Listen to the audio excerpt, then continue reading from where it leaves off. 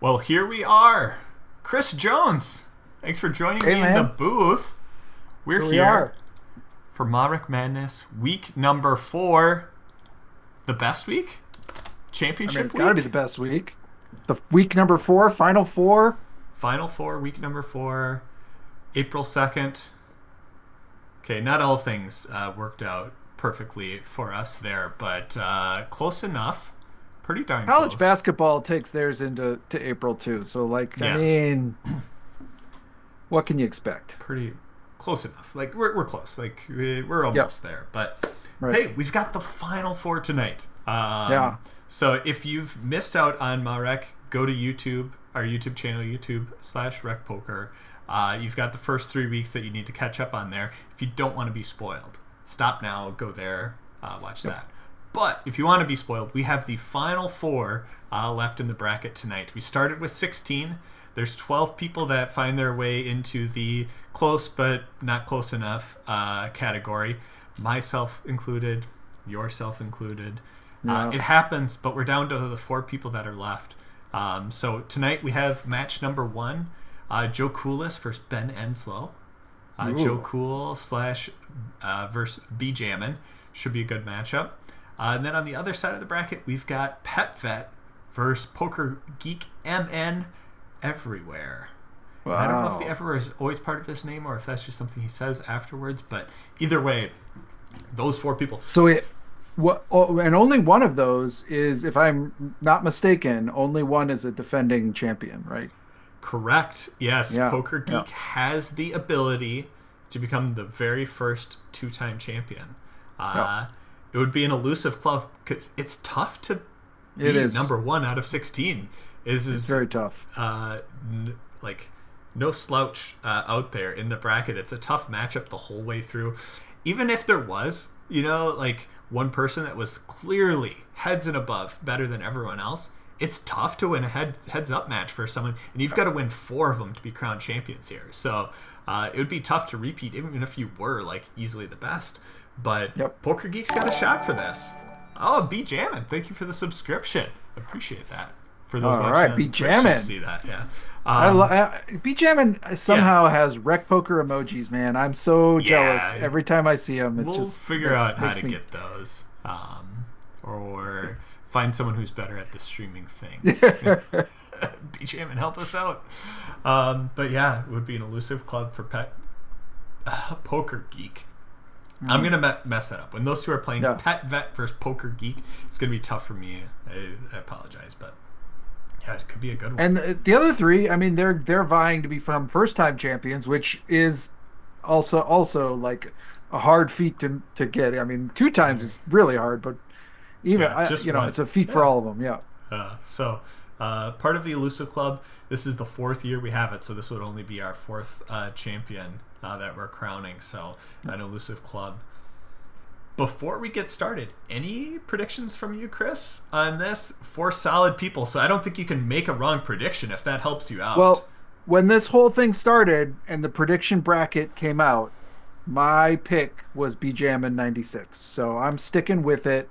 I think he's gonna show that he's gonna put the faith that I put him in. He's gonna help it shine. I'm excited for B Jammin. That's who I'm cheering for here.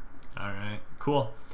Myself personally, I'm a very vindictive person. Pet Vet beat me. Yeah. However, I will put that vindictive nature aside. I'm going to be cheering for Pet Vet in here. I think Pet Vet's a great player. I think this would be another feather in her cap as we go through this. So I'm cheering for Pet Vet. Well, Somsky beat me, so I can cheer along with you, and I can be the vindictive one. There you go. But yeah, no, we can get going. Are you ready, Chris? I'm ready. All right, let's go. All right, this is exciting. Oh, I've got my screens messed up. Uh-oh.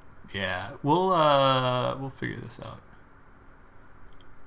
I got the wrong screenshot. You just get the OBS version of me for the people that are there. We've got the countdown going, but we'll get there pretty quickly. Well, this once. is a good tour for anyone who's never used OBS. You get to see Here's OBS, and then some of the fun uh, things behind the scenes that goes into streaming. and There we look at go. that. I I've see the got the screen countdown back up coming. there. There we Boom. go. Just fixed it, just like that. I knew exactly what I had messed up, so I figured we were gonna get there. But a minute 15 here before the first match. Joe Coolis versus BJamin 96. What are your thoughts, Chris, and how are you thinking about this? I'm going to set this up. Joe Coolis been playing a few kind of like crazy matches as we went through there. I think the shortest match that we've seen thus far has been Joe Coolis versus Monkey System. And then the longest match that we've seen thus far is BJamin last week versus Kid Poker Wannabe. So two ends of the spectrum. What are we going to see tonight here? I think we're gonna see those two. I think the players were kind of adjusting to their opponents, and I feel like they're gonna kind of meet each other in the middle here because I think they're both really solid players. I expect some very sound poker to start this match out. Um, Probably feeling each other out. I don't expect a super long match, but I also don't expect a very short one. I think this will be kind of Nice like in the right middle. in the middle. Okay. Yeah. Cool. Yeah, that's kind of what I'm thinking. I'm thinking we kind of meet in the middle here. I'm excited for it. I think I don't know how each of them are gonna kind of feel each other out, or you know what style is gonna prevail, but I could see it being a fun one. So, if you're in the Twitch chat, go ahead, put in your guess. We do a giveaway all through the MaREC Madness matchups. All you have to do is correctly guess the winning hand. We don't care about suits. We just want to know the two ranks of the cards that are out there. So if you're out there, go put your guess in the chat. I see Evil Roy guessing Ace 10. I see JB Twin Cities guessing Pocket 9s. Kid Poker Wannabes out there guessing King Jack. Go out there, put your guess out there. It's very easy to go out and put a guess in there. So go do that. And Chris, we do an extra giveaway, bonus one, if your favorite card in the deck is part of the winning hand. So I'm kind of scared to even ask this, but do you have a favorite card in the deck? I do have a favorite card in the deck. It's Okay. the Five of Hearts. All right. When the Five of Hearts never becomes the winning hand, because why would anyone have the Five of Hearts? You can blame Chris for that terrible card pick, but we'll go with the Five of Hearts tonight. It'll happen. I have good faith in this. If we were able to like talk before this, I would have told you like, hey, everyone the 3 weeks leading up to this picked a 9. Maybe you should pick a 9. Why would I do that? It's so off brand. It's so off brand. Yeah. Why the Five of Hearts? You could have picked the 9 of Hearts, and then we would have had each of the 9s. But oh, really? Oh, yeah. Well, hearts are always the best, right? GB, yeah, I'll be around tomorrow, so we can handle your winnings. Because JB correctly picked Pocket Jacks last week when Pocket Jacks won. So congratulations, JB Twin Cities, on that. But hey, let's get into this. We've missed the first few hands. Just got I'm rambling. An interesting hand right off the bat there. That was an interesting one right there. But I missed it. I wasn't paying as close attention. So yeah, we gotta get watching this match get into here. This.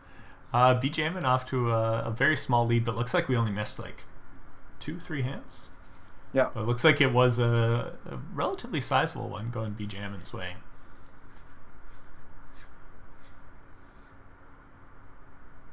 All right, I think this is going to set the framework for what we see tonight. BJamin with essentially nothing. Is he going to be continuation betting? Joe Cool with a strong draw. Is he going to be check raising? We get, yes, the continuation bet, but no check raise. No on the check raise. And he nails it on the turn. Just up and down. Nails it again on the river. But there's no bonus for 6 cards to the straight. Out of position where you're it's hard to get paid. It's so hard to get paid. Mm-hmm. And fortunately for Ben, unfortunately for Joe, Ben's got nothing that he can call with, so that hand was over on the turn anyways. Yep. But I was interested to see early stages of this heads up match. How are each of them going to handle this, and how are they going to play against each other? They're also opening fairly small, interesting. which is okay. Yeah, an interesting 3-bet here. Taking a suited hand. essentially trying to set the tempo, I think. And this was not anything we were seeing from Bjamin in his match last week against Kid Poker Wannabe. And he gets a terrible flop. He doesn't know how terrible it is, but it is terrible. He doesn't. Continuing the story, a snap call out of Joe Cool. Yeah.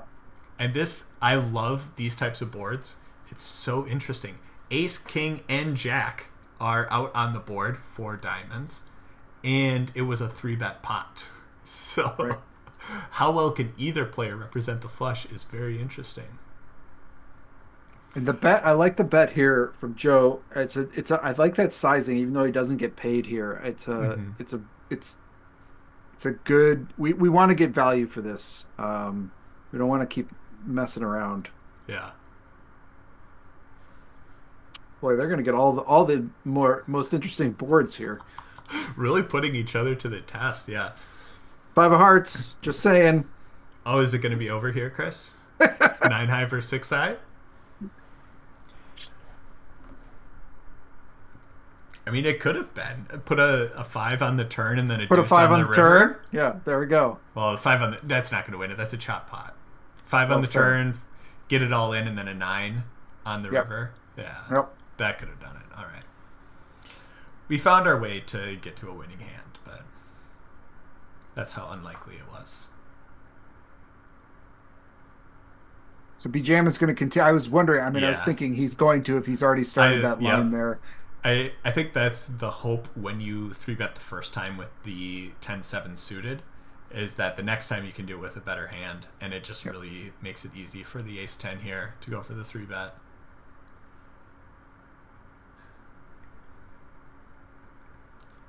And Joe Cool doing some psyops, turning his camera off, so... That's unfair. Yeah. You had it on and then you turn it off? Yep. Because I clearly... mind games going on. Yeah, no, I remember last year going through this. Bjamin played last year and making a lot of comments about how you could see some of the tough decisions that Bjamin was going through. So I haven't seen it in his previous matchups, but I guess we'll have to see if that plays a part. He looks extremely stoic right now, but how does that play? This is a really interesting spot. Okay. Again, I was wondering if we were going to see a check raise. I feel like we should be seeing a bit more check raises in some of these spots. I thought we might see it there too. And then when you have the bottom pair on that board, it's an interesting spot when you do get check raised, but we don't see it. And it's tough to make a pair in this game. Yeah, it is. And your opponent has a lot of draws, and bottom pairs. Bjamin could get paid here. He could get paid here. Potentially. I have a feeling it's going to be a no, though. Yeah, I think he'll probably fold. And maybe that's... I mean, he went big there. He did go big. So, I don't know. And I don't know what you think of that. What do you think of the kind of the big bet there? Honestly, I kind of like it. I wish he didn't have the jack there, because I think a lot of Joe's slowdowns are stuff like king, queen, king, jack, potentially queen, jack, or other things that have a gut shot draw. And that jack connects with so many of those. Yeah. So you're right.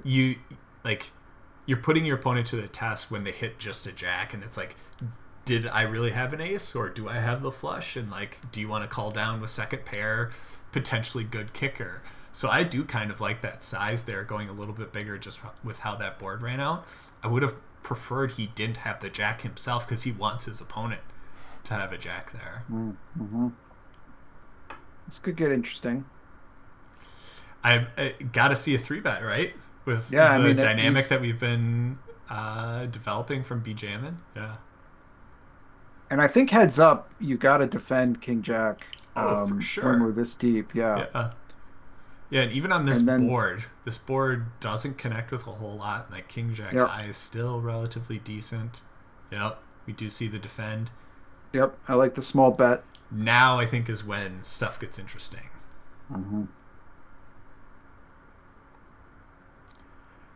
Does go with the check. I don't think Joe Cool stabs here. No.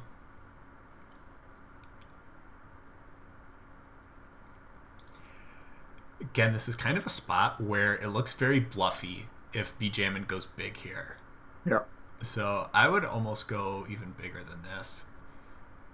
And I'm not surprised if Joe finds a call, but he's just not.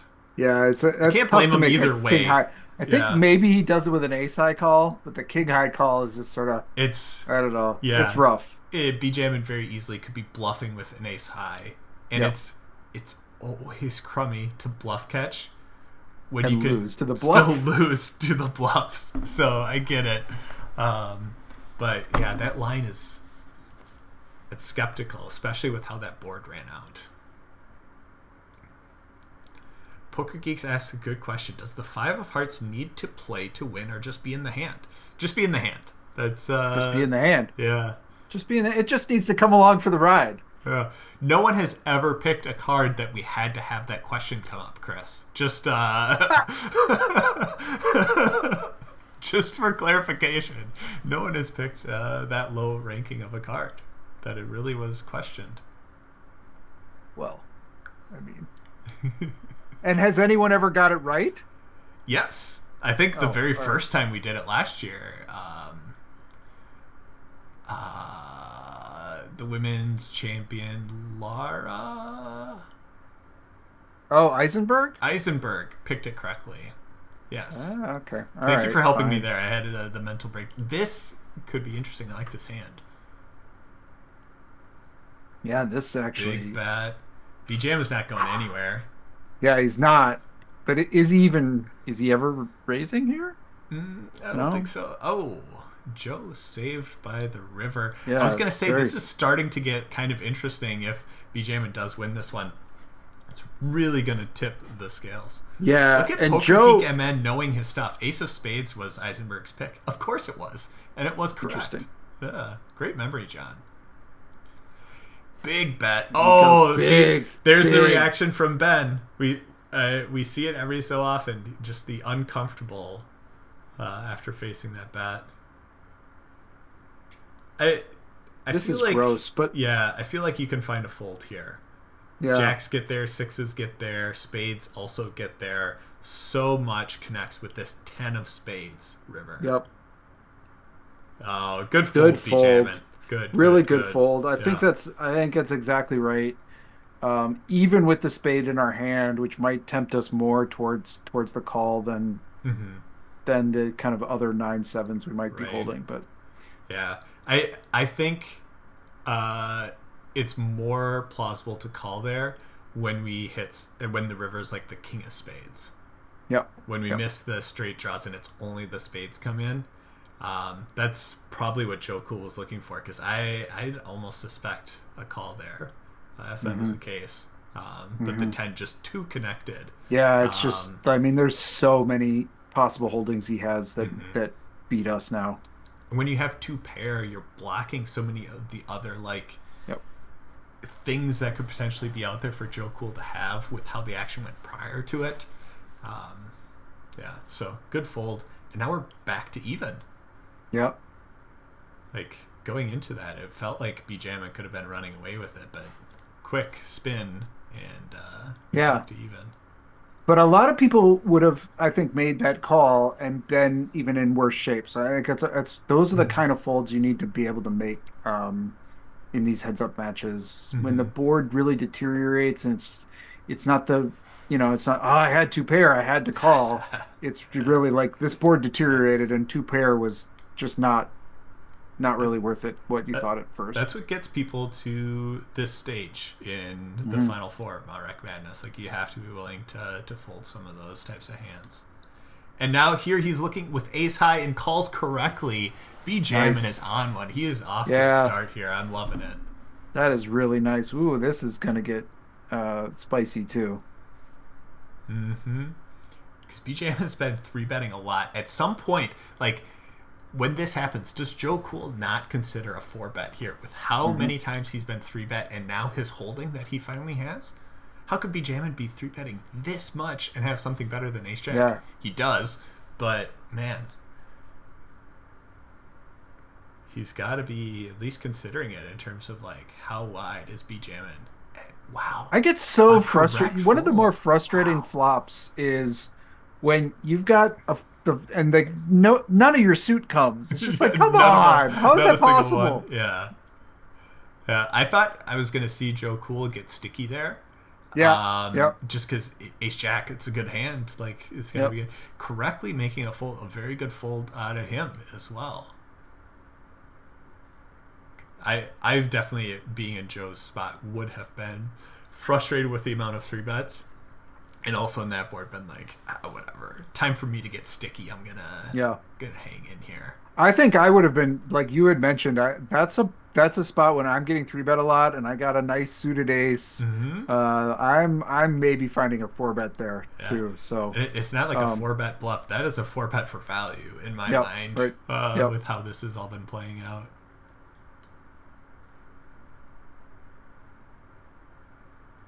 Hmm, hmm. Yeah. It's good to not play every single hand. Yep, agreed. You gotta have folds, so good to see that. Um, Obviously, suited hands you're gonna be playing like 100% of the time, and heads up. But some of the offsuit ones, just let them go. This could get interesting because all of Joe Cool's straight outs are in B Jamin's hands, so he's gonna hit a pair if Joe Cool Yep, does hit the straight, yep, and then vice versa. If Joe Cool happens to hit an 8 for a pair, well, that's gonna give B Jamin a straight. right.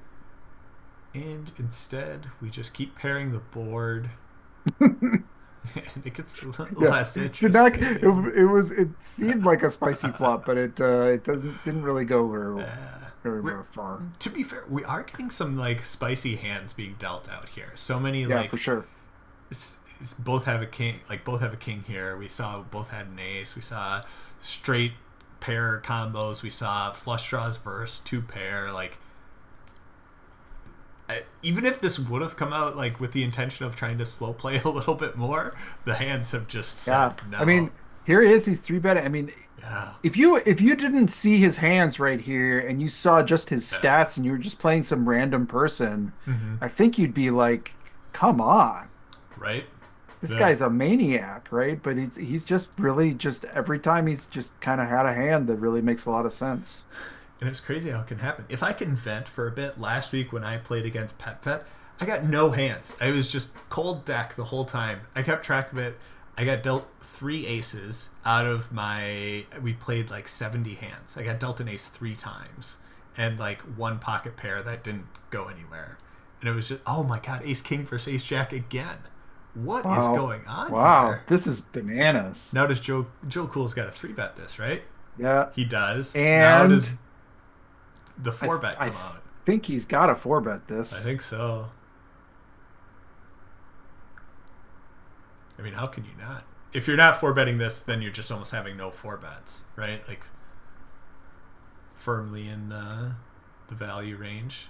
And a quick call by Joe, but not the flop he wanted to see. No, sure not. Offsuit combos in 4 bet pots, it can be tough. You lack playability. Like Joe Cool just has like a backdoor straight draw, and that's it. Yeah. And another correct Yeah. fold. Another big one swinging B Jamin's way. Yeah, he's more than doubled up the lead here, and it's really just Mm-hmm. aggression three bets that are And all he's had the hands. it's just Like head yeah, hands. it's He's I just mean, other than that 10-7 is suited, they've all been legit holdings that yeah. just require you to three bet them really. Mm-hmm.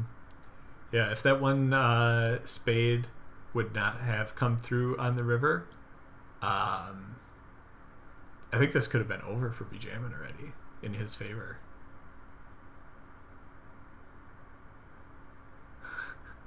Poker Geek is wondering Yeah, what what kind kind of of spice? spice. Yeah, some Cajun cayenne pepper. Yeah. Yeah. Ghost pepper, right? That's Oh, the that's I was going for flavor. You're going for heat. I'm going for heat.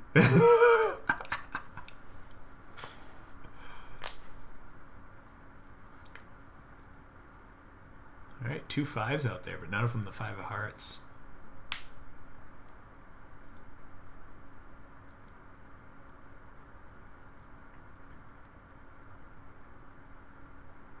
Ace deuce offsuit. It's you know how Jim has the hand that he hates. That's To me, it's ace deuce offsuit. okay. It's just so ugly. You even like ace deuce offsuit a little bit, just for you to like hate it that much more. Like you kind of like Yeah, it, but then it never does anything, so you hate it. yeah. To me, it's just like a And nothing hand almost. well, but it's always this kind of spot where like, well, I'm heads up, or oh, I'm the small blind. I gotta play it. I'm in the big blind. I gotta play it, and then it's just like, ugh. Okay. Yeah. I think my version of that would be Jack 10 offsuit. Mm-hmm. God, it looks so good. That one does well. That one I feel You like like has that? way more Yeah. possibility than ace deuce.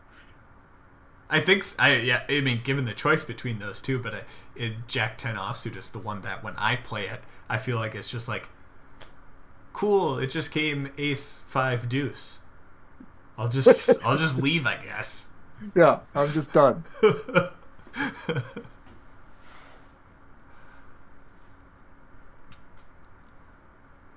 Should see a bet here. Given how Yeah, little this has gone, yeah. Oh, I love it. yeah. I was just gonna Oh, and say, he gets a call. I Yeah, love that with how that played sizing. out. Yeah, That was great. I think a lot of people might go for a bigger, more value there, and I think you're yeah. not going to get paid. No, I think that was like the right size because just the way it played out, it was like Joe doesn't have much, Hmm. so kind of gotta go size. And to try and go big, like what are you trying to represent with a big polar? Like you don't Right. really want to do that with the jack there either, because like your opponent could have rivered 2 pair or something crazy.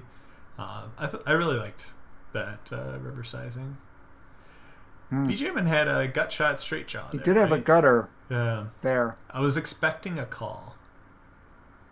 I was too, because I think it's getting a little dicey to raise that just based on stack sizes. But yeah, Mm-hmm. I like a call there. The bet's so small.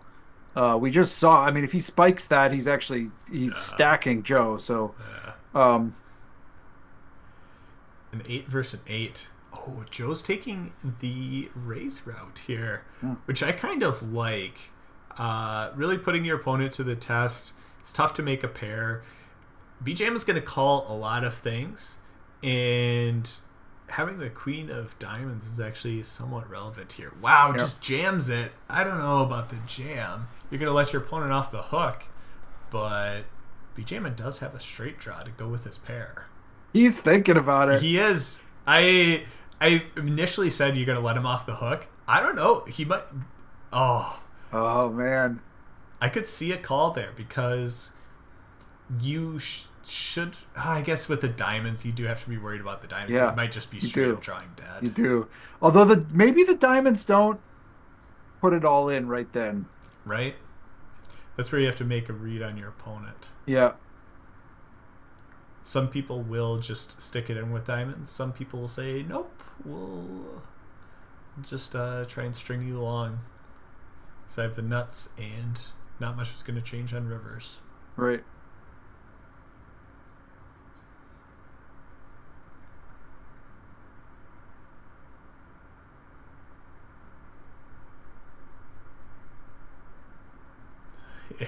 Can Yeah, you I feel the think it's 3-bet coming coming? again. Wow. He's got like a 40% three bet rate here, and This, it's just yeah. gonna keep on coming. Just This is it, frustrating. it all makes In sense. Joe's Yeah, he's keeping his cool. yeah. Hence the I Joe mean, Cool. probably if there's one person who can handle this, it's probably Joe Cool. I'd be But this tilting. is frustrating. I'd be I would be like, oh, come on. tilting.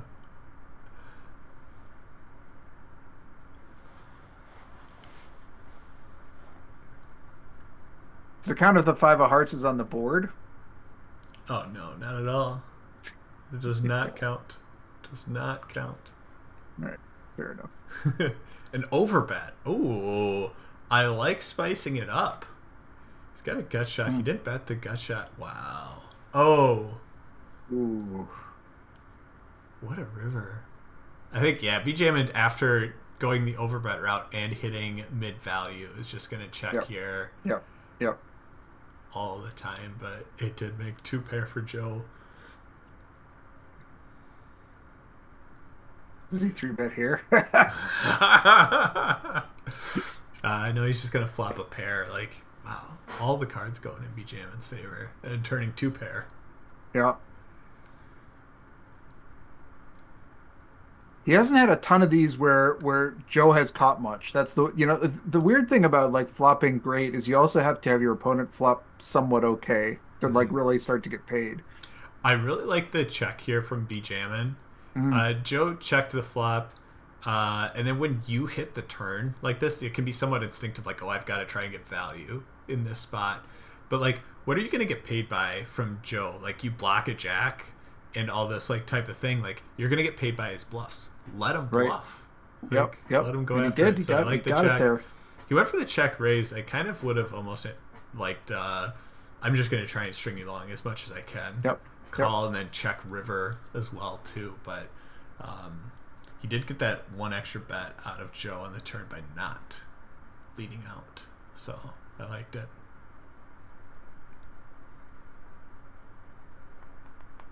BJamin's got his evil laugh going in the chat from all his 3 bets, I think. Nice. Nice. I think we gotta. I think with the King of Diamonds here, I gotta see another card there. I think so too. I think so too.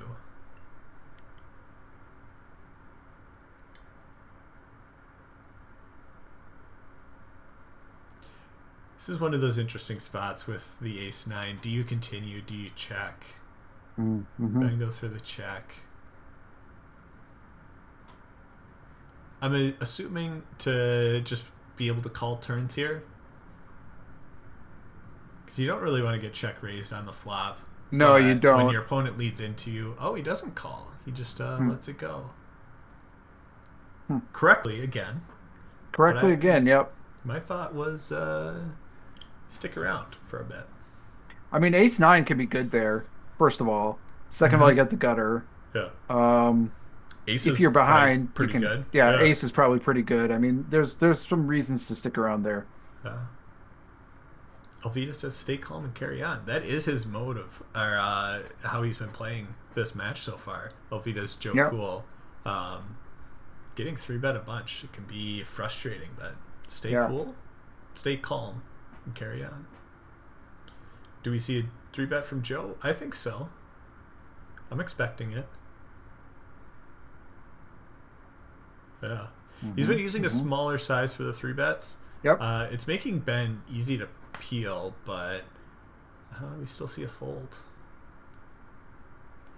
Just the advantage of playing in position. It's usually pretty darn good. Yep.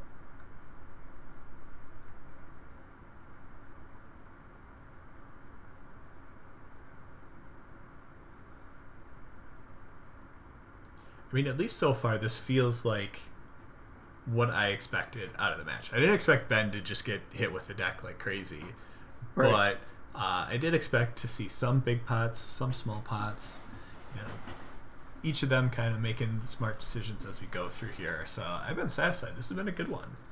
I agree.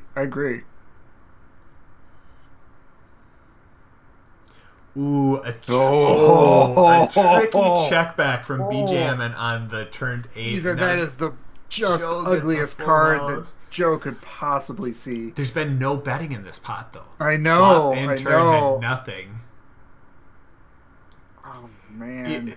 So Joe's never putting in another bet after Ben raises here. So Ben, whatever size he chooses, he's just going to get paid. Yeah, not a huge pot, but I think this is one, honestly, where you go big. Yeah. Like, I would go bigger after than this. Checking. You're targeting a 7. An ace even. An ace might even bluff catch you in this spot. I think because you're exactly right. You are never ever getting called. No one's raising you again, right? Yeah. Unless they have an 8, there. And then you're just chopping. Then you're chopping.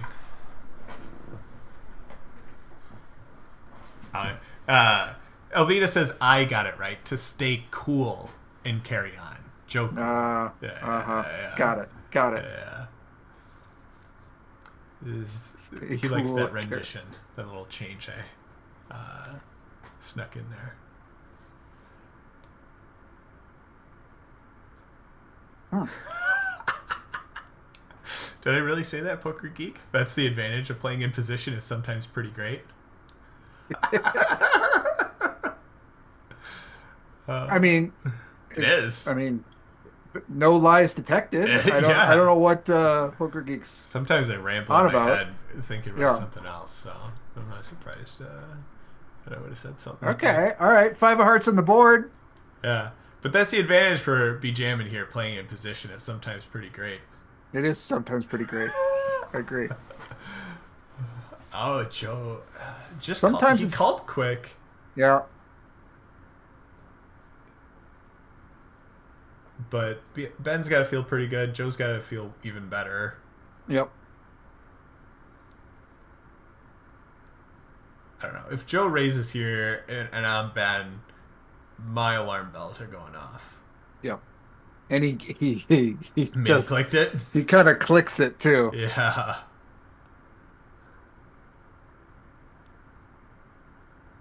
Look at see, like he knows. Yeah. I mean, he knows.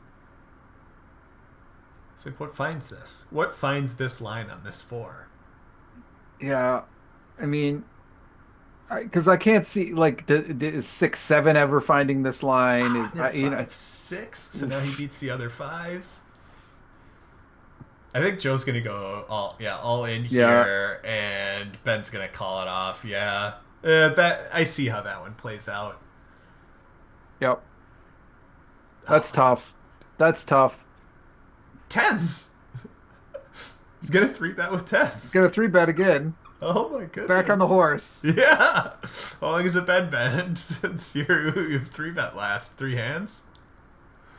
Time to up those numbers. And Joe's got another hand that's, it's a suited hand. Your head's up. If I'm Joe here, I'm calling, like, 100%. Yeah. Like, Yeah, he's been doing this too much. Like, no way. Oh, does find a fold. Again, correct. I would have had enough. I would have not been able to keep my cool. Yep.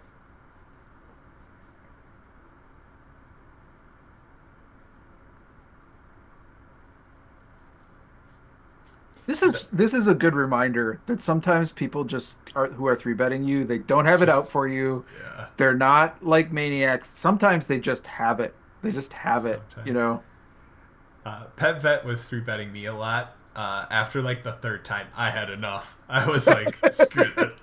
Any suited hand, any like Broadway, I'm sticking around. I mean, that's definitely a part of my game too. That not one that I'm proud of, but like I do have this sense that I'm being targeted, right? Like that it's well, in a heads up match, you obviously have to be, like, But like I knew Pet Vet is a very capable 3-bet bluffer. Yeah. So once I like saw it like the 3rd time, I was like, I know what's going on here. I was like, all right, like. We're gonna dance. Let's go. Let's go. Ah. Just kings? That's it? Wow. Always an ace when you have kings. Always right? an ace. Always an ace.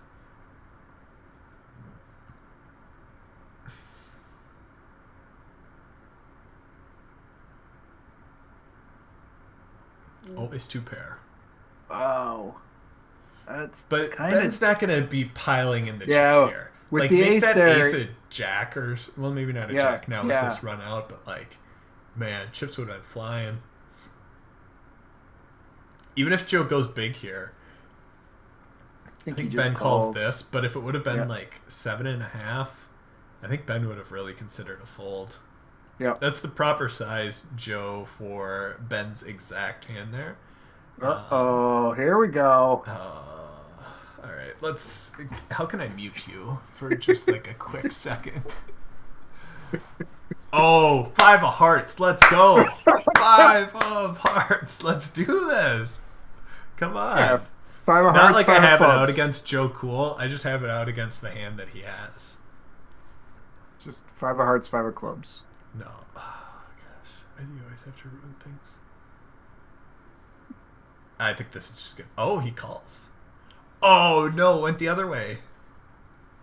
Gave Joe the straight. Interesting. Ben the flush draw. He's got the flush draw. Backer says, I've never and seen Joe Taylor can't. cheer this happily for a 5. We must record it. Brick River. How often is an ace of hearts a Brick River? But Right, here it right. is. Total brick. Oh, he just Just checks check, it back. check. Wow. Hmm. Interesting. Oh, Joe's got the cards now. Yeah, he really. It's kind of the tables have turned here a Yeah, we little. had some sizable hands. What, like 3, maybe 4 in a row there, and it really tipped the scales. And Yep. that's how stuff goes sometimes. Like, you play small, medium, large pots. Like, you play a couple of medium ones, and they all go in one direction.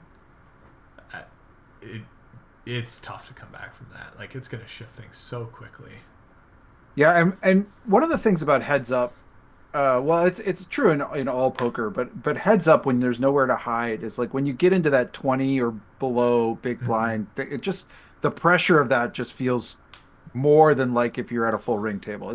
Yeah, It's just because really you can't. intense. It's like Yep, you're I gonna gotta make something happen here. keep dwindling and stuff like that.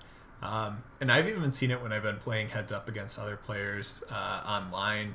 You can tell sometimes where after losing a few big pots, sometimes people just get like shell shocked and just like Yep. are like they're just like they never were folding their button, but all of a sudden you lose a few and they don't know what to do and they start folding buttons. And they're folding their big blinds to simple raises because it's like they just are like I don't know what to do post flop because I keep Hmm. losing all these hands. Hmm. So it's important to keep your head in there. Like if you're in this spot like Ben is, like don't let that Yeah. type of thought really kill your action. Even though you've taken these hits and gone from 2-1 chip leader to now 3-1 chip deficit, you still have to be able to play your hands and go after different pieces. It helps when you flop top set It does. like It this. does. It's really nice. uh, And I like how he's shifted to a limping strategy now that he's gotten short too. mhm, So it allows him to come in with some more hands. It allows him to bring some of these stronger ones. That allows him to sort of limp raise with those. mhm. Um,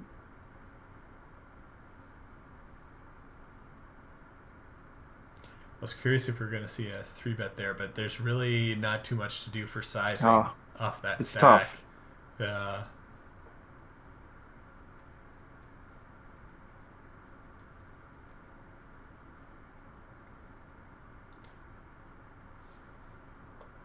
Hmm? Queen high's got to still feel pretty good. That deuce shouldn't change much. It does give Joe extra outs. Yep.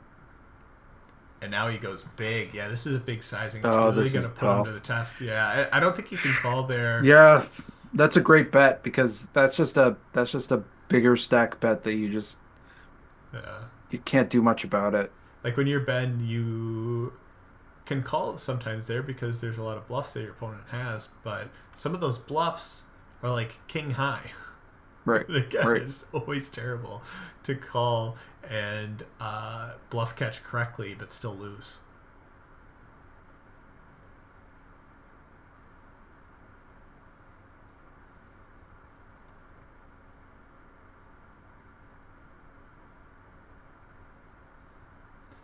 These next few hands are always so important as we go through this. Like, Mm-hmm. Ben wins a 10 big blind pot. He's got considerably more wiggle room. If he loses a Right. 10 big blind pot, he loses all his wiggle room. And then he's got to, like, double up, go with Yep. jams and hope Yep. he can find a It's double all up. it's all kind of the jam game at that point. Mm-hmm. Be jamming.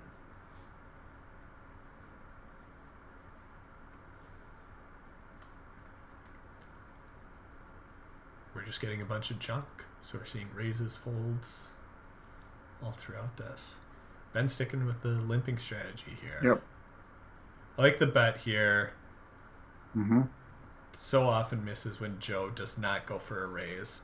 It's Yep. so common. People, as a big stack, being limped into, you're going to raise your aces, even your Yep. kings. So an ace queen, whatever board it was, like, is just so comfortable for the limping player. And this feels also really well, especially it feels even more comfortable now.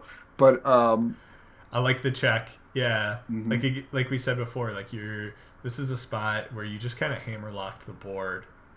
You're only gonna That's get a chips. frustrating bet if you're B Yeah, jamming. Yeah, because it's like so small. It's you so small that you're Joe. like, I It's gotta raise this, but but a good one from Joe, right? Like he's getting to define his yep. opponent's range with just he calls. Interesting, with just a one big blind bet.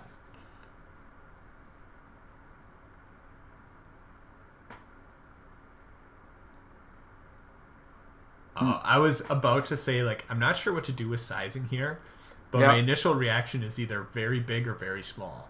Yep.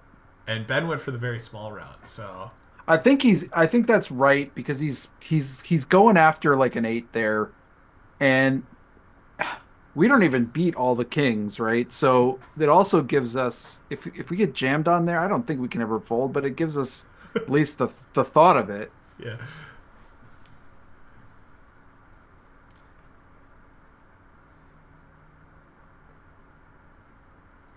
But there was a couple pots that help give some Yep. cushion for Ben. I'm assuming he's going to get a fold here. Oh, he does not. Joe calls with the gut shot, but there's only one way for Joe to win this hand, and I guess we'll have to see if he takes that.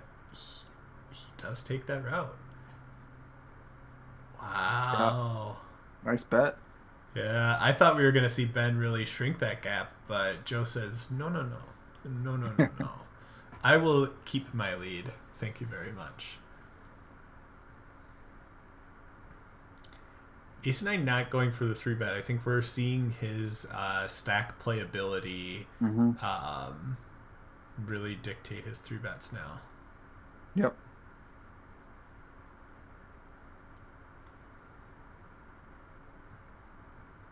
It's tough, but Yeah. I Ace think we high have. with a diamond, I think I two gotta see. Yeah, overs. I think I gotta do that. I gotta go with it. Yeah. I think when we don't 3-bet that hand, we have to consider it we're Yeah. calling for value, Mm-hmm. and especially on a low board like that, I think I've got to at least see a turn. Yeah, and action slows down a lot on turn Yep. cards there. Yep. Um, when it does come out a low card, that's probably the situations where it does not slow down. Hmm. But a lot of the higher cards are gonna like get slowed down. So even like when a jack comes, your opponent's gonna slow down a ton there. Even though you don't have a jack, it allows you to realize a bit more equity with your ace Yep. high. Yep. So that is something to be considered.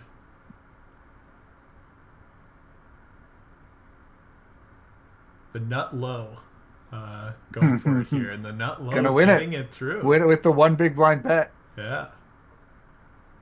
Those small bets, man, against short stacks, they're super powerful. Hmm. I was not going to be surprised to see a jam there out of Ben. Mm. Hmm. Versa raise with 18 bigs. I think A6 can just put it Yep. in the middle. I agree with that. Um, now that we're here, I think you call like yep. Yep. Nice. again another check call line. I'm thinking, Ugh. oh wow, just unfortunate run out for him. I mean, he's gonna call whatever Joe Yep. bets here. Even if Yep. Joe goes all in, I think BJ calls. Right? I agree. Yeah, I don't know how you can fold this. You can't really, yeah. Yeah, he Yeah. goes I think big, he's not all in. But I think Ben's gonna think about it for a second here. He's not gonna love it, but he's gonna find the call. yeah, I don't blame him. You can't really fold this. Yeah. Um, I mean, Jack 10 got there. I mean, obviously King 9 got there, but you're Yeah. not really too worried about that. Yeah. You didn't see much out of your opponent. Like, did they really have king, queen, or anything? Right. We Right. didn't see the action there. It just doesn't make a whole lot of sense. The runner two pair does make sense, but that's so hard to put your opponent on. And now Ben No, in a tough spot. this is we're gonna spin Uh, this one, I think. yeah, it's gonna come down to, does he hit an ace?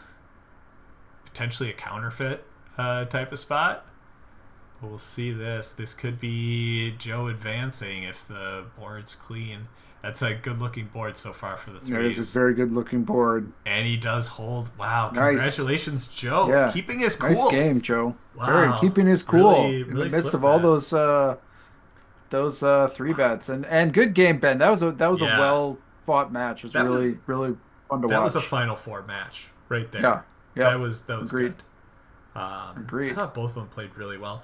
I think if we would have flipped the hands, not players flipping it, but the order that we got them, Ben got crushed with the deck early, but when blinds were way smaller, Joe started hitting the hands later on. Much rather get them when there's fewer chips on the table. Like, give some of those hands that Ben had right away where he got his early lead. With the blind levels later on, it would have just like tipped it to over. So really interesting to see how that all plays out. But congratulations, Joe. And we're going to be seeing more of Joe after this next match because he's going to play the winner of this one here.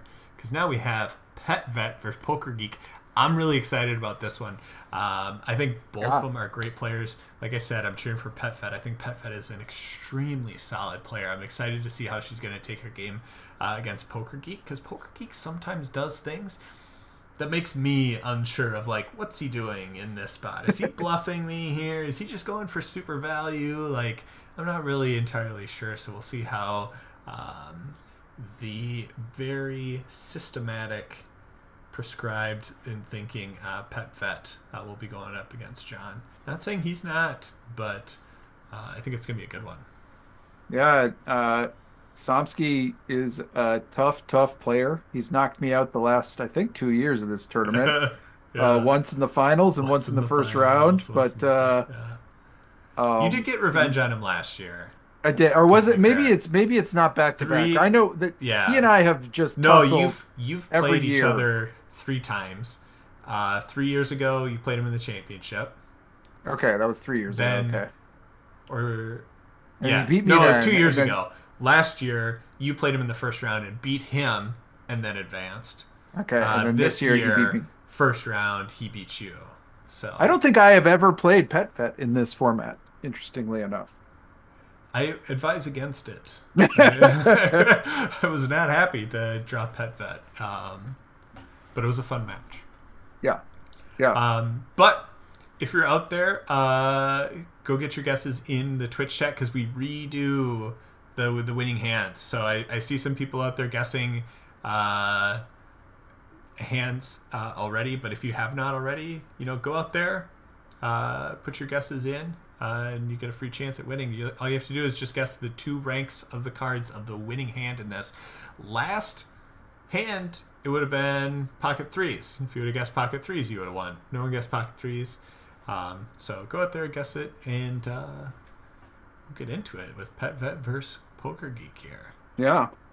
Now, Pet Vet's been part of the contingent that's just been in Ireland for the Irish Poker Open, and they had a really good showing over there. They had a really good showing. Pet Vet, congrats Jim, to everyone. And Elizabeth all cashed the main out there.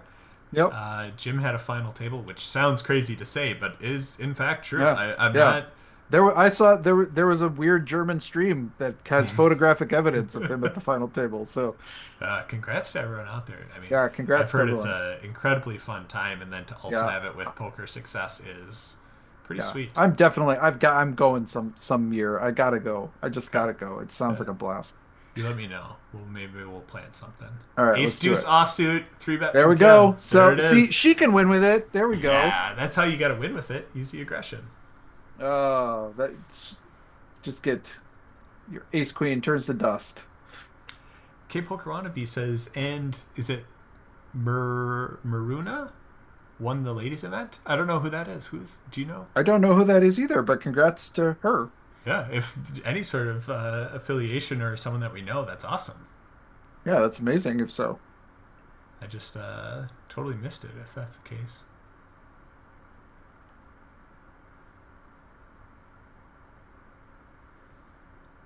I love these hands early on. Yeah. No 3-bet from Poker Geek. And Kim did this to me a bunch too. After watching the replay, a ton of like I've got her dominated, and then domination rotation, as they say. I was watching a lot of the Irish poker streams, a very common phrase in there, but I got a lot of that versus Pet Vet, where she had the domination rotation. It's a good way to win. Yeah. Oh, Elizabeth's friend. Oh, nice. Yeah. Okay. That's awesome. I mean, that's amazing. That's amazing. Elizabeth was the returning champ, right? Yep. She won it last year. She won it last year. So awesome. So awesome. It was fun to see Rec Poker kind of mentioned quite a lot. You wouldn't expect Rec Poker. Yeah, Kim was on the stream. She was on the stream. She got interviewed for one of their interviews. Yeah. Jim's shot glass made the highlight reel. There's just a bunch of Rec Poker mentions. Yeah, was Elizabeth wearing a patch because Elizabeth got on the day one recap thing, right? Oh, what did she? I didn't see that. I don't know. Oh yeah, she did. She did. Because I made the joke they showed Elizabeth's face, but not Jim's. Right. Like great choice by them. Yeah, it is a great choice. I stand by it. Oh, interesting. Yeah. See, she takes the underpair. This is a really interesting tactic on paired boards. No, she's like I said, she's very prescribed. She knows what she's doing, and she's going to check raise those spots at the proper frequency. And on those paired boards, I think she's more used to normal like button versus big blind, not necessarily the heads up spots. But in those spots, any sort of pairs that you have really likes to go for check raises there, just because it's so unlikely that your opponent, as a pre-flop aggressor, hits an 8 or a 6 there. Right. So she knows what she's doing. She's gonna throw bluffs in there too. So it does make it tricky. It's not like, oh, she check raised, she's got a pair. Right. No, it's just one of those candidates that. I think poker wisdom, conventional wisdom 5, maybe 10 year would be like, well, you would never check raise with that hand because you're just going to get called by the 8s of the world and everything else is going to fold. But that's not true. There's like a lot of ways that you can extract value there. You can protect your hand. There's a lot of good reasons why that becomes a good bet. Yeah. K Poker Wannabe says, who? Kim? Bluff? Yeah, Kim doesn't know what a bluff is. No, I'm kidding. But it's a really good spot because if you just call there, you often get yourself into tougher decisions on turns and rivers. Like you call there with the 6, like what's scary for you on the turn? Literally everything 7 or higher. Right. So you can go with it in a spot where you feel much more comfortable and get value there. And by taking the check raise route, your opponent has to be worried that you have an 8. So even if it does come with a 10 on the turn and they hit a 10, they don't feel super comfortable. Yeah, and they're going to get less value out of you than the spots where you just check call. Now I'd be curious on this one though, where she just kind of smashes the board. If she just goes for a call.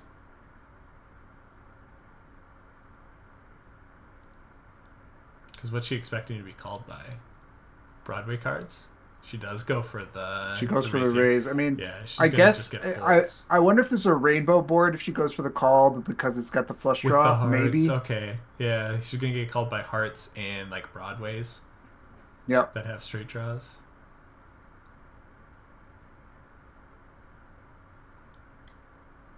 Oh, do I have to pick another card, or is it just the 5 of hearts the whole night? The 5 of hearts. You picked that. You're stuck with that choice. No, because the thing is, it's like we'd always ask people and be like, "What's your favorite card in the deck?" And then we're gonna do a special giveaway for your favorite card in the deck. Well, usually people don't have their favorite card in the deck change from game to game, so we'll just stick with the 5 of hearts, unless you did have some change of heart and you just don't like 5s anymore.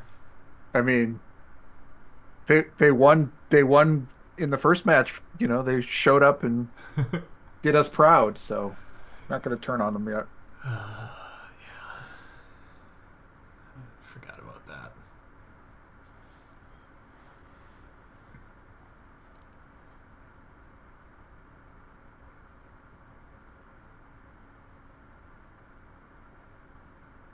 with check back here, I was kind of expecting a bet from Pet Bet with the straight draws and the overs. And yeah, now she's going to go with it with an ace on the turn. But John's not going anywhere, and John's just going to hit. I'd like to see a check out of him. Yeah, I was just going to say...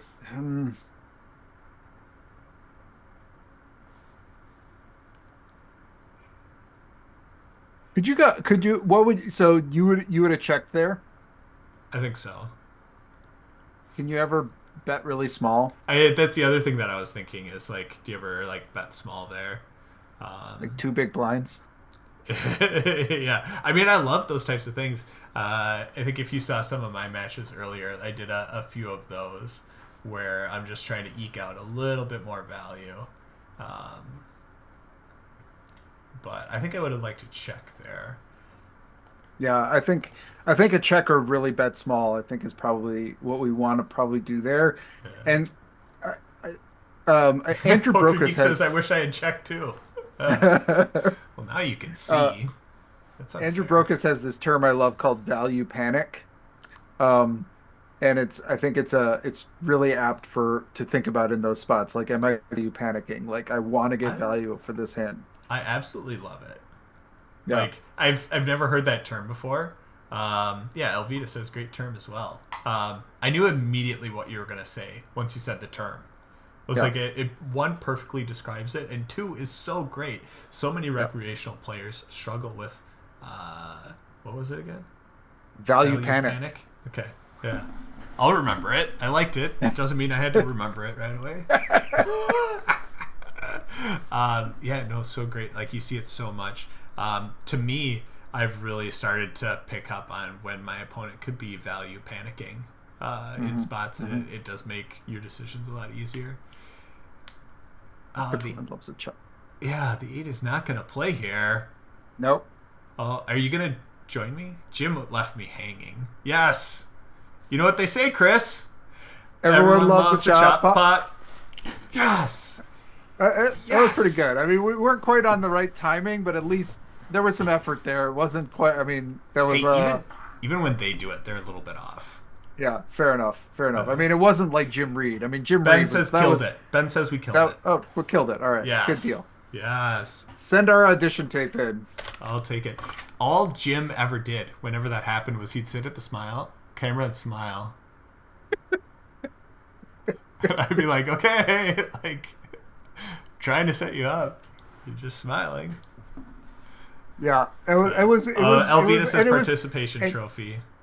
Reasonable timing by Evil Roy. So I think we were in the middle. I don't think it was great. It wasn't great, but I feel the standard was set, and we far exceeded the standard that was set. There's one thing I can say with utmost confidence. That was the best Chop Pot song on the Rec Poker stream that we've ever had. Yeah, agreed. Yeah.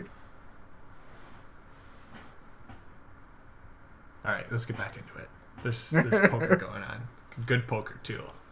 Yeah, I was excited for this match. I can't go by without watching it. Ooh, 3-bet incoming. Yep, I think so.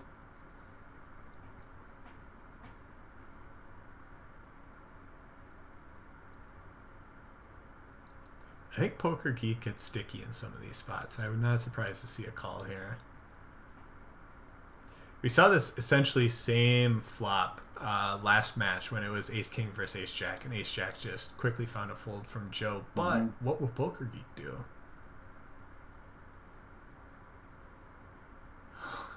He will find a raise. He finds a raise and gets wow. Yeah. Interesting.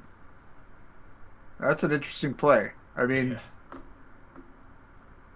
like I said, like I loosely mentioned it in the lead up to this, but it's like Pet Vet, somewhat prescribed, like knows what she's doing. Poker Geek, sometimes I just don't know. Like, solvers aren't gonna be raising the King 10. No, he's got a gear that you don't expect sometimes. And like I said, sometimes I'm like, I don't know, is he value betting? Is it just a total airball bluff? Like, where is Poker Geek at? I mean, that had to be a bluff, right? I will argue that that's a bluff. Okay. All right. All right. All right. Good. Good. Good. Good. Yeah. Poker Geek says sometimes he doesn't know what he's doing either. Fair enough.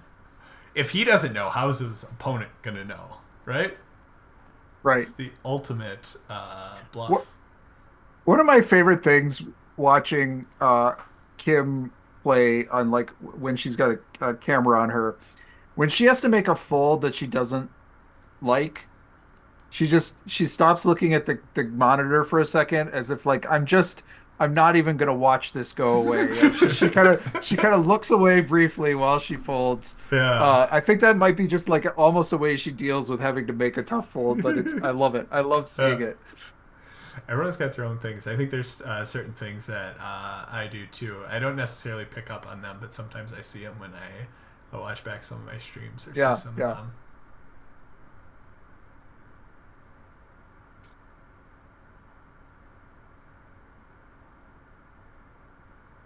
Well, that's a big bet with two pair. Yeah. It's going to be tough for Somsky to call here. Yeah. And that's going to push it right back to even. Yep. Just give us more poker to play. Book of Zoom tells. Book of Zoom tells. When I played her, you couldn't hear it when we were doing the replay on MaREC MAdness, but the very last hand, she 3-bet me with Ace King, and I, on the mic, said, "This is the best hand I've had all day." And she looked very happy, and I was like, "Oh man, like should I fold now?" But like she was happy when I said this is the best hand I had all day, and like I almost found like the hero fold, but I was like, King Queen's just so good. Like even if she has jacks, like Right, right. it's gonna be That's good. all right. We got an interesting one here. Yeah, I mean I can't imagine Pet putting too much in. I think she'll call once. Yeah. Oh, that's not the card she wanted to see. No. Now John's got the ace on the desk and no diamonds, so yeah, I think he's gonna check back. So they might. It's just this might just kind of, A little melodramatic for yeah. what could have been.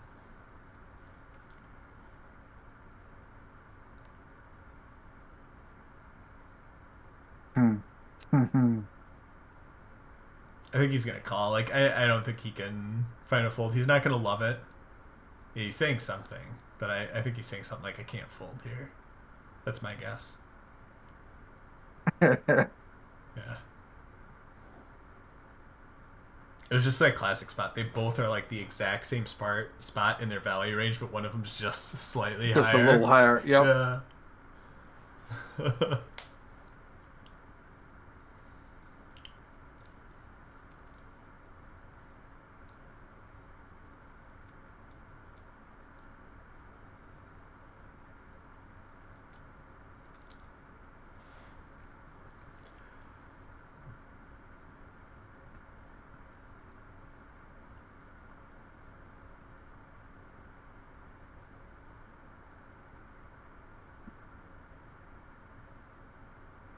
She's thinking about it.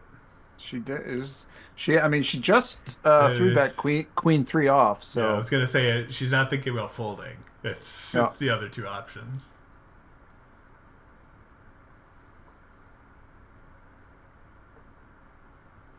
I don't think there's gonna be check raising here. Yeah, just a call.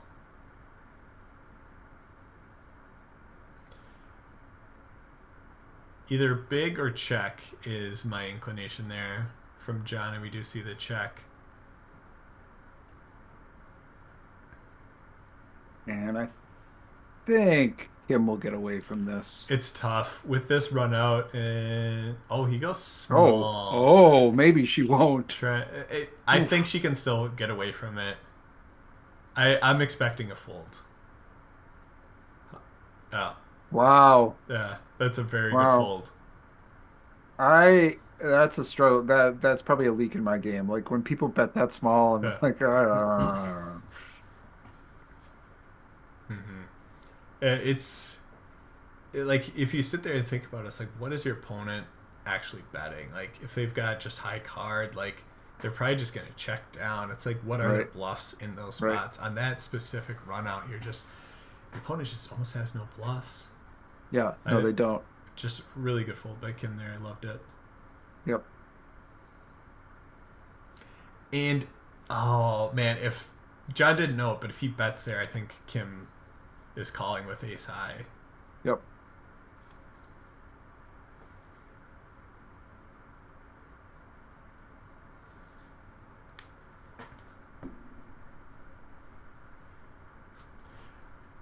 Off of 40 bigs, she still finds the bet here. And she's really like, and this is really interesting. These offsuit raggedy queens and kings are the ones that she's picking as her 3-bet bluffs, which I think are interesting candidates. They're the better options. Like given the opportunity, like all things considered, suited hand versus offsuited hands. In those spots, you should be 3-betting the offsuit versions more than suited ones when you're out of position. You're just going to have more playability with the suited variety. So I get it. And I remember hearing PetVet talk about this last year when we were doing MaREC MaDness, or maybe it was even 2 years ago. And she was like, man, I wish there would have been more deep stack play because I want to unleash some of these 3-bet bluffs, which, heads up, your 3-bet bluffs should be, the ace deuce offsuit, king deuce offsuit, queen deuce offsuit. Like if you think about the grid, that like lower left hand portion of offsuit combos, high card, low card combos are like your 3-bet bluffs. So I'm assuming she still knows that and is still kind of following that logic, and we're going to kind of see that out of her, where you might think, oh, she did it with queen deuce offsuit, she'll probably do it with queen 8 offsuit as well. I think she's just going to be calling the queen 8 offsuits. Right, because it's a much stronger hand that you can take to the streets. It can flop a straight. They're closer in value. There's a lot of things. The 8 might be a strong enough card, whereas that deuce is just sort of worthless. Right.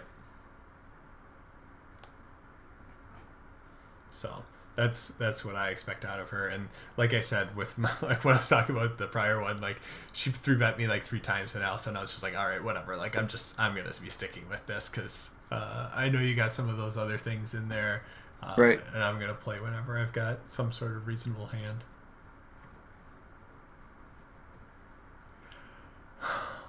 Sometimes Somsky surprises me. I did not expect him to take this gut shot here and make it a raise. Kim really she doesn't want to fold. She just she knows he could be up to stuff and he could have bluffs, and she didn't want to even fold jack high there. Yeah, I know. It would have been correct to call, but it would have been. It seems so crazy. Like if you would have hit Somsky's cards, and put yourself only in PetVet spot, you'd be like, there's no way you could call. Just get away from this.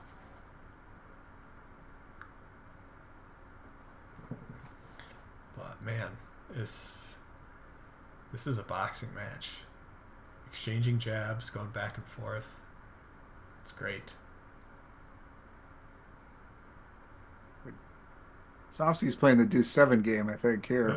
Is he gonna show it? He wins it. Show it. Show it. This poker now isn't. It's decent for showing cards, right? Yeah, you can show. Yeah. Okay.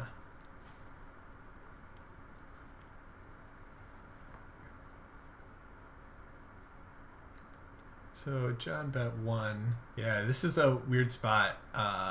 When you got bottom pair, you bet for value on the flop, and then on the turn you're like, am I still betting for value here?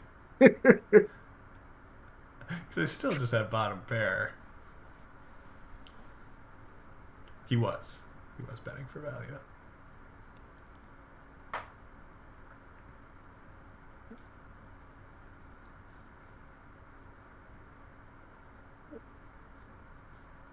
You can always tell when a fold's coming up. They start talking. Yeah. You gotta keep composure, but then once you know that you're folding, then you can break character. Ooh, I love the snap check there by PetVet. You limp an ace and then you get an ace high board. Yeah, that was fast too. That was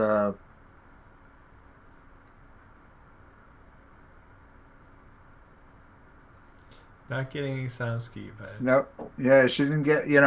Sometimes you want some of that action. It's not giving it right there.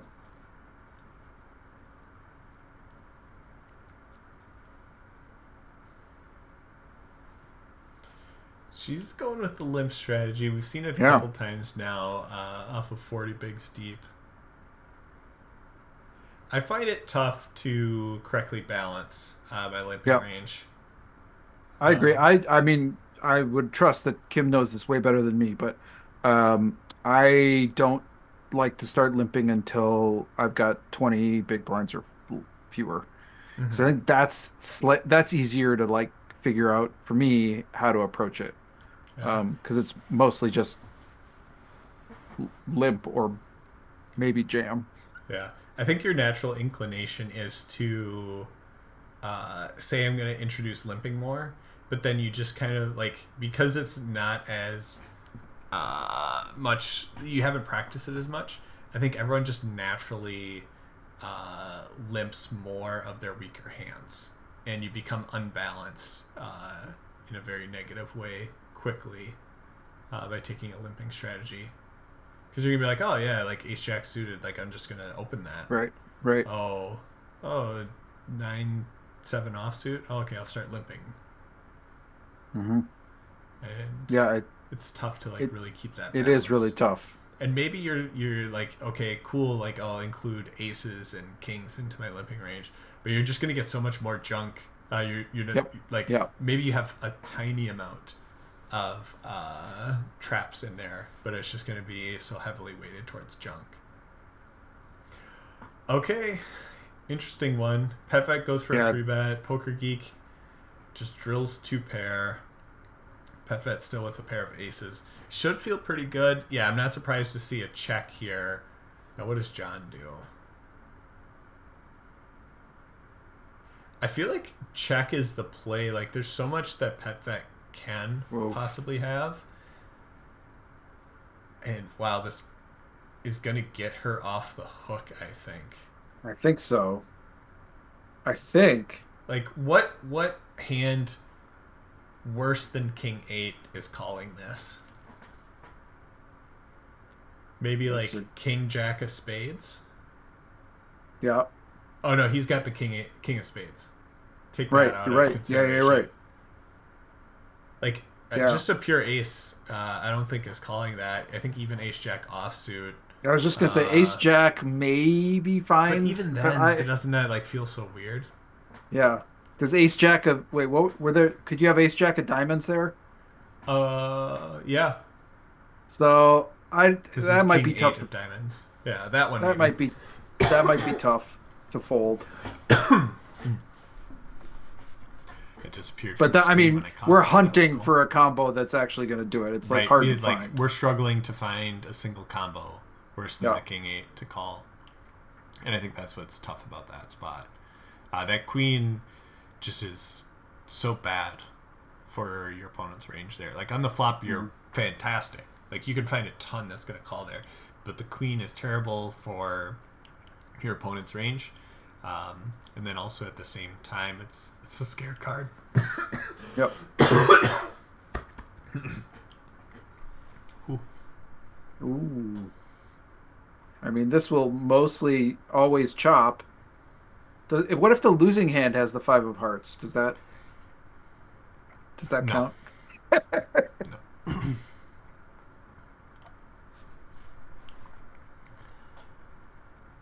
Oh, it's either We're gonna run it. or you We're might gonna have to run sing. it.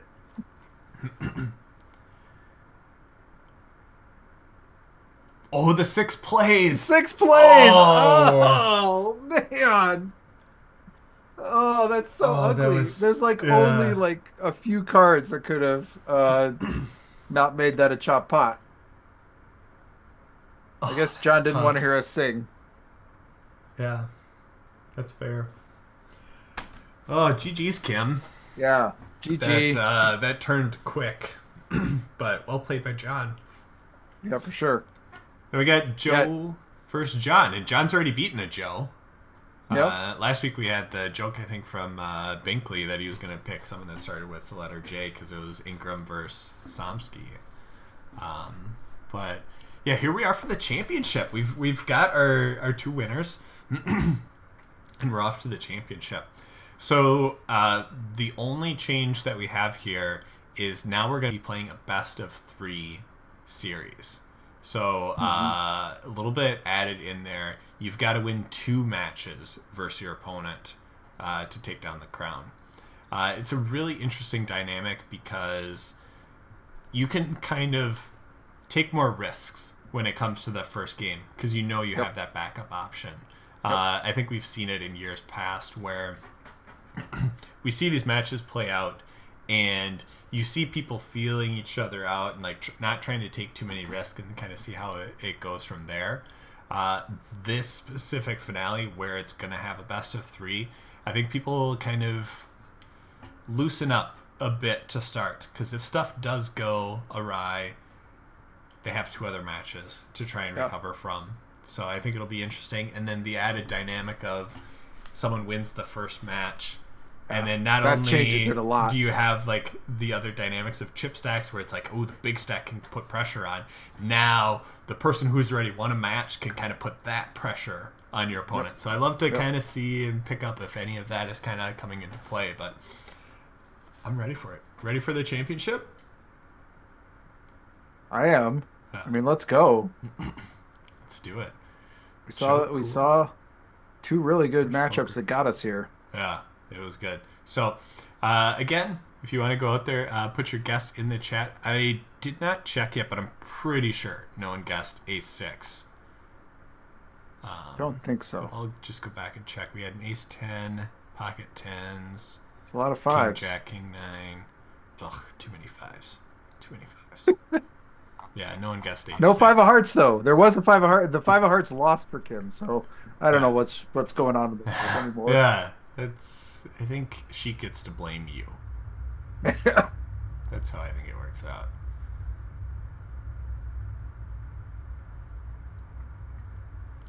This is a big bet here. I don't know if I like it. Wow, Poker Geek. And we see the 5 There's of hearts. There's the 5 of hearts! Ah! Okay, all right. Now what do you do? What do you do here? I mean, he's just bet once. Huge. You hope he has a jack, you right?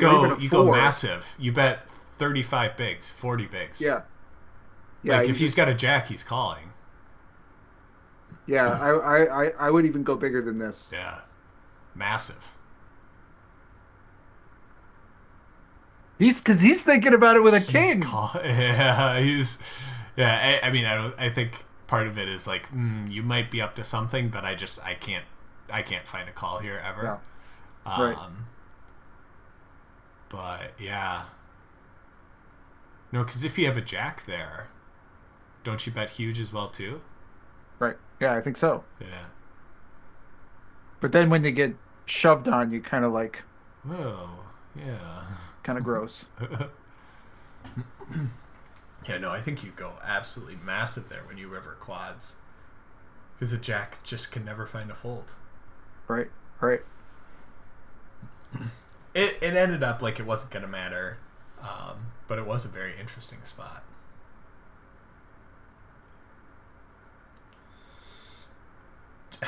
We saw it earlier. Joe's going to just keep getting 3-bet. Yep.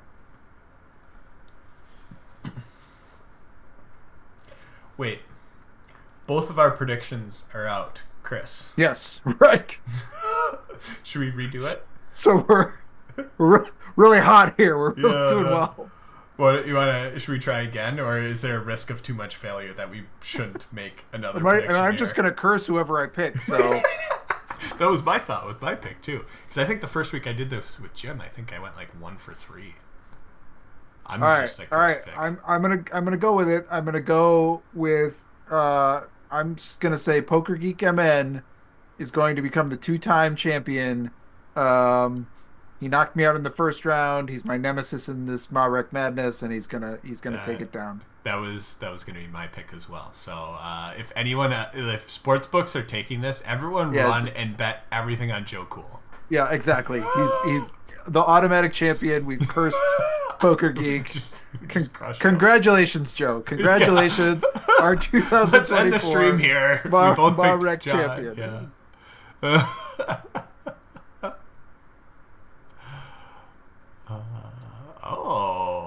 Ooh, that was interesting.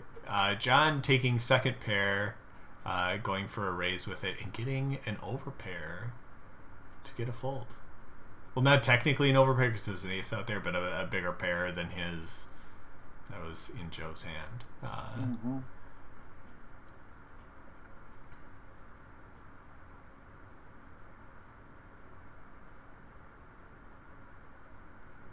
This is interesting. An under pair versus bottom pair. Oh, and now a baby flush. I don't think Joe's gonna do any. Oh, no, wrong again. It is. I think John's gonna call. Do you? Yeah. Oh no! He got a flush to fold. But we've seen two effective bluffs from each player here, getting the better hand to fold. Elvita says he feels the love from us picking John. Good. But Good. I mean, like, we know this is going to end with him being the champion now. Yeah, I mean, clearly. I can't believe it. Just John hasn't just lost already.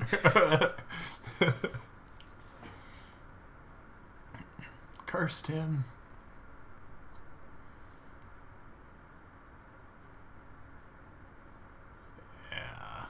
Tough spot. At least now we can see Joe and see his reactions. I wanted to see him the last match when Ben kept 3-betting him. Me too. Yeah. I'll be curious to see if his camera drops again. We'll know that there is some psyops going. Yeah.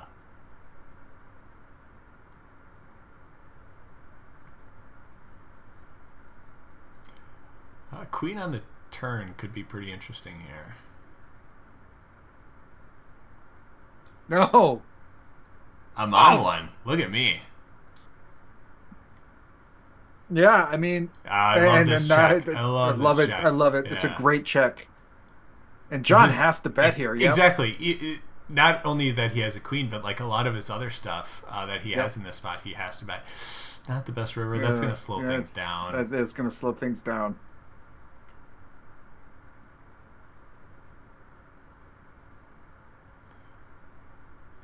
Bet small, quick call. We move on to the next one with less bloodbath than could have been.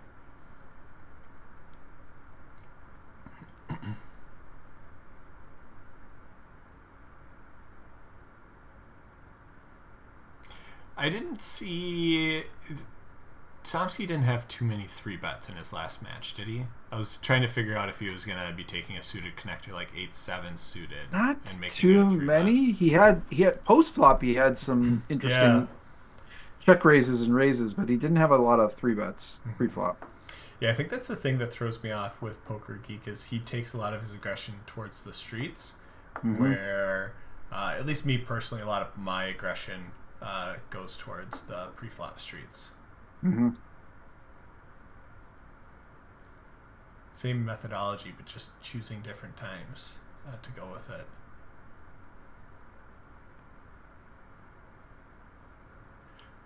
Okay, top pair versus straight or gut shot and flush draw.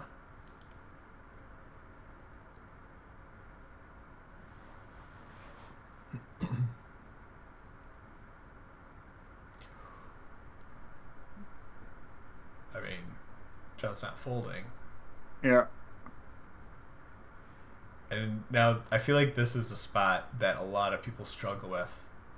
A check raised on the flop. I get here. Do I have to continue betting? Can I check? What are the different actions I take here? I feel like a lot of people freeze up. And it can be totally fine to check here. But you're just checking to protect your range. Yep.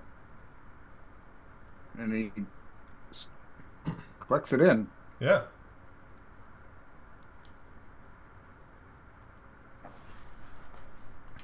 And in suit with our prediction, Joe's off to a hot start here. Yeah, he is. Over 2-1 chip advantage. So apologies to Poker Geek. Yeah, he's already got a MaREC MaDness title. Yeah, true. Why would true. we both think that he was going to pull away with this one?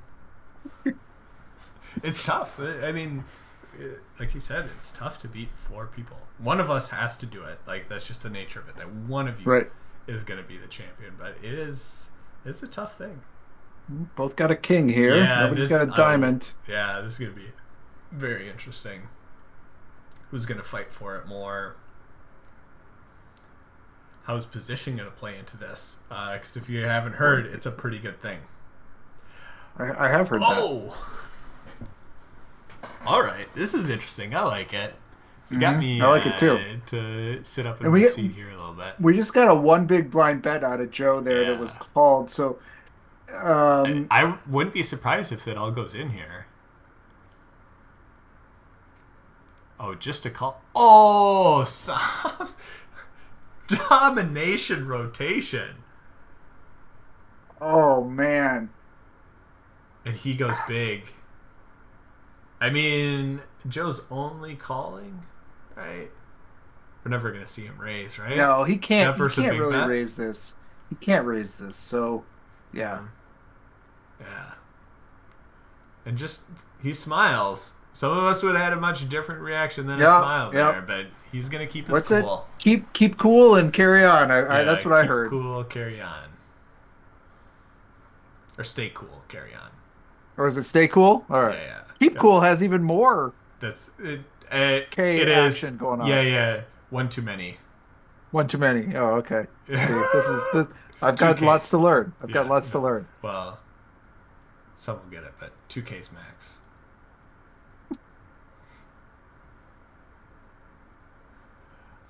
Ace high versus trip jacks here. Yep. Another one where we can see some chips go in. The flop is really wanting to end these matches quickly. Yeah.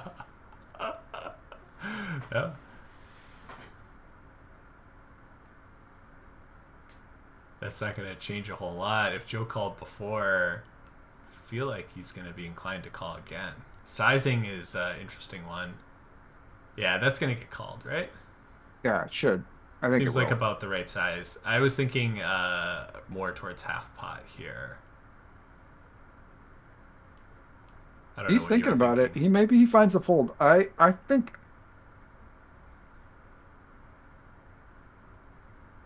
Because he went big on turn. Yep. Oh, wow. Good fold. Nice fold. Really sniffing out those value bets from his opponents. Yeah. I like that sizing from John. I think it was good to target an ace with that. I think. Yeah, that's what I was trying to think from Poker Geek side. Is like when you've got trip jacks there, you're like, I'm targeting an ace exclusively. Really hoping you don't have a spade. Although there's a decent amount of like single spade hands that you have, and I'm hoping you have something else to go with it. But I just don't think you can go that big there because you are looking for your opponent to kind of hero you in a sense. Yeah. But man, if we've seen one thing from Joe Cool tonight, it is making a ton of very good folds versus his opponent's value bets. Mm-hmm. And I think a lot of people forget that is a skill in this poker game, is making value folds. Yep. It's a huge skill. But it's so much flashier to make value bets and True enough, hero but calls. And it's important, man. You can just bleed away chips so quickly if you don't have more of that fold button when you need it. Yeah. In the correct time. You gotta know when to hold them and know when to fold them. Mm-hmm. All right, enough cliches for me.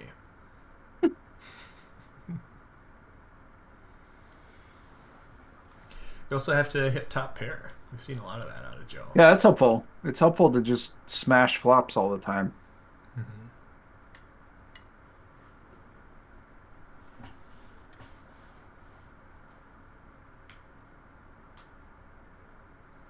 And here's like we saw it some of the times before, but it's like taking that like 8 or 5 when you have that pair and making it a check raise here. Like this is kind of like the type of spots because Poker Geek slows down here, but if John would have bet turn, you're a little bit worried. And then if he bets turn and bets river, you're definitely worried. And you're stuck in a spot where you're just trying to correctly call against your opponent. But sometimes those check raises on the flop can just kind of like clear out some of those pieces.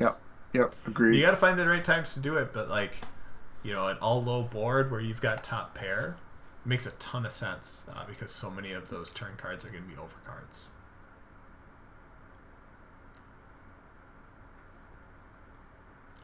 Sometimes you have trips versus the next best pair show up. We see this now the other way.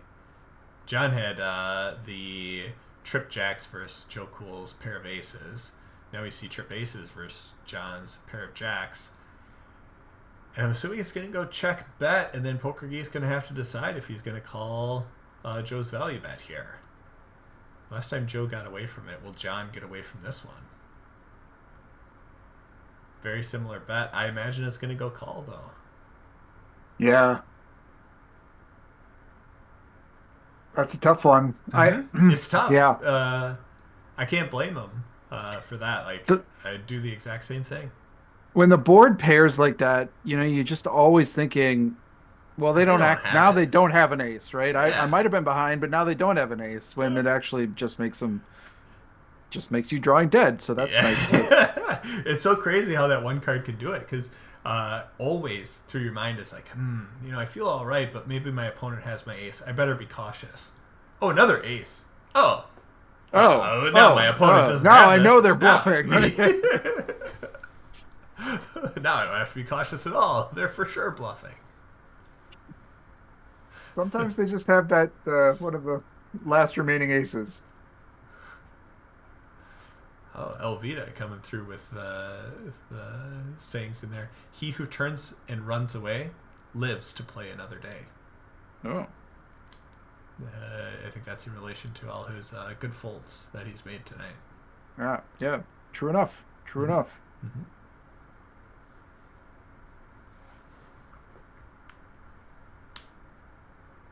John with the gutter. Bets his gutter. And it's just the nut low. Joe's just got he who turns and runs away lives to play another day. Sometimes it's easier to run away than others, though. Yeah, that seemed like one of the easy times.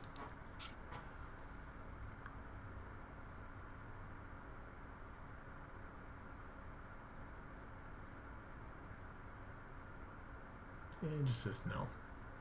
Keep 3-betting me all you want. I'm just going to keep folding.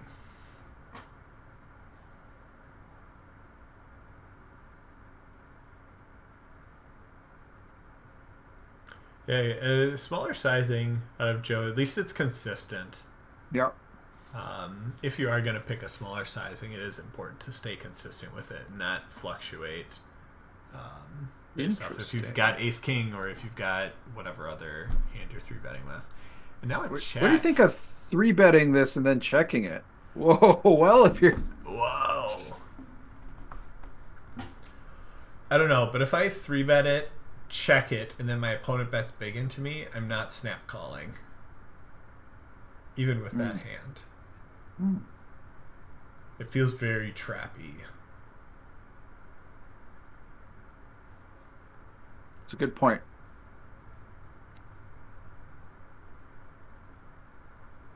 Yeah, if I'm John, I'm just running away. Even if I would have had like Ace Queen here, I think I'm just running for the hills with how that played out. Right. Get 3-bet, check, and then snap call when you bet into them. Then they check again, and then it finally gets back to them on the river, and then they go for value. Yeah, that's a strong line. I'm scared of that line. Very scared.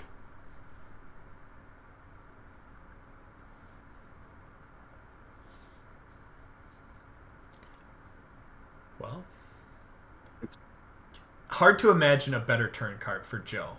Not only does it give him more potential equity, it also gives John a worse pair than him. Yep, yep. That was about as dreamy as a turn card it could be.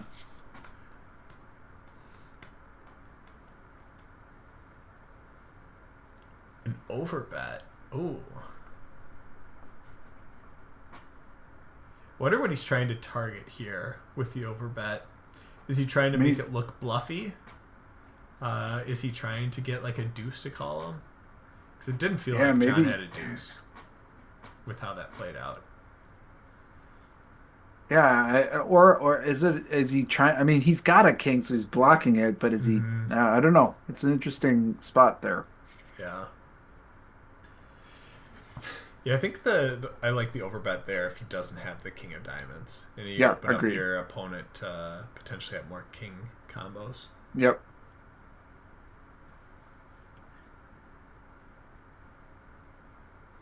But our pick is down. In trouble. Not out. In trouble. There you go. Yeah. Well, I mean, not currently. Not on this hand. Not on this hand. Got top two here. Yeah, let's go. Not on this hand. Just before this hand. Like now. Gets a fold. In between hands. Stack sizes are tough. 4-1. It's not impossible to come back from 4-1. Nope. I think that's one of the things that a lot of people don't realize. It's more common than people think it is to flip the switch from like a 4-1 or 3-1 chip disadvantage. Well, this is gonna get tougher, I think. Gotta stay away from those clubs, and we do.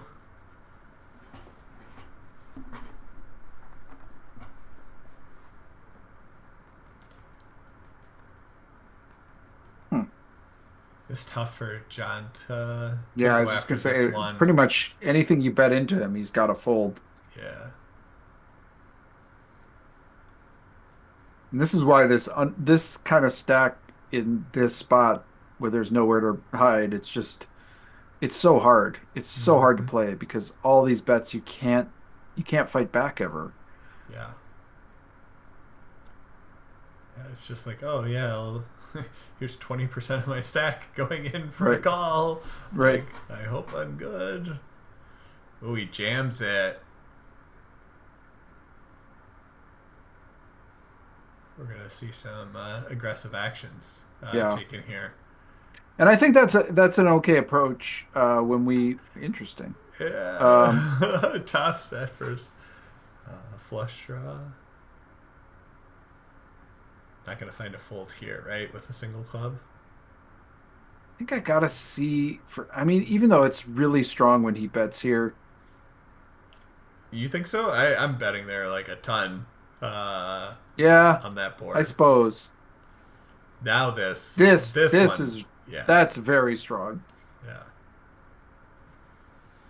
Because so many of your opponent, like if you put yourself in Joe's shoes, opponent bets, a 3 flush board, and you call, then it goes to a turn that's not one of the 3 flush that makes it the 4 flush, so you still just have 3 flush. A lot of their checkbacks are going to be like those single club combos in those instances.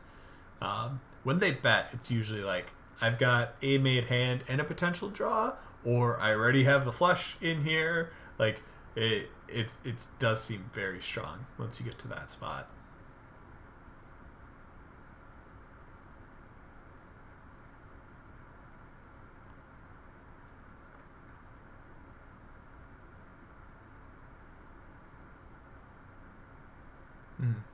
I thought we were going to see Joe just straight up fold there. Me too. But usually when you see stuff like this, it means they've got ill intents for future streets.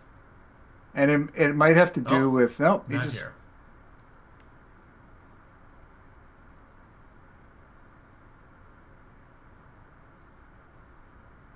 Seven deuce game? No. Nope. Not today. But even these small wins for John have gone from 4-1 to 3-1. That's a significant shift to make.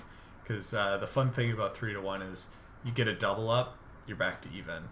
Yep. Small 3-bet here. Yeah. Even smaller than before. I like that. He's targeting his stack. Mm-hmm. I mean, for the stack size, I think it makes a ton of sense. Because off of 25 bigs, like, you can't really go to, like, 7 bigs. No. Once you go to 7 bigs and you get jammed on, you're just in a terrible spot. You're like, I guess I have to call off for 14 with a lot of my holding, right? Yeah, like, you got to call off with everything. When you put in just 5, and then what is the math then? He's got, 18-ish more that he jams on. Right. Folding for 18 more when you only put in 5 is quite reasonable. Right. And the other part of the math is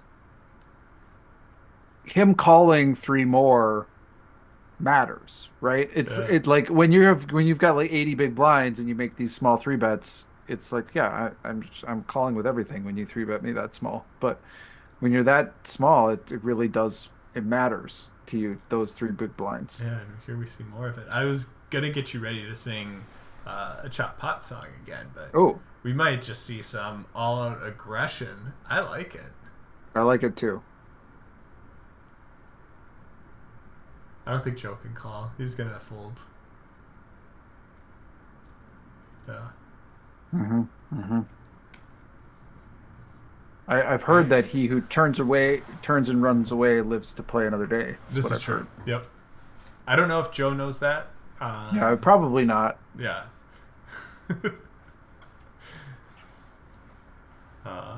It was tough for Poker Geek there to get the aces and just get nothing from it. But that does happen. The thing I always say is you're more likely to get walks with pocket when you hold pocket aces than any other hand. That makes me feel a little bit better. Yeah, that's true. When it does occur. So maybe for everyone else out there, they can think about that when they get a walk when they have aces. That, that is the hand I'm going to get the most amount of walks with. Bottom pair.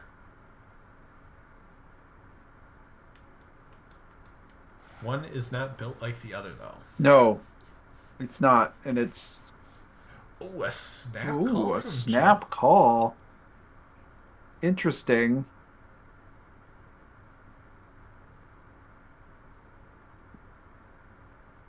How does it... Oh. Whoa. Wait, does the 5 play? No, 4's with 9, 10, 7. Chop? Yeah, chop. Everyone loves a chop. God, we screwed it up. Oh, that was worse than Jim. Oh. I should have let it. That was my bad. I should have said, you know what they say. Yeah. Like I was waiting for the cue. I was waiting for the cue. I totally messed it up. I wasn't ready for it. I was thinking about the hand. Maybe next time. Crash and burn. Yeah. Again, guys. Oh boy.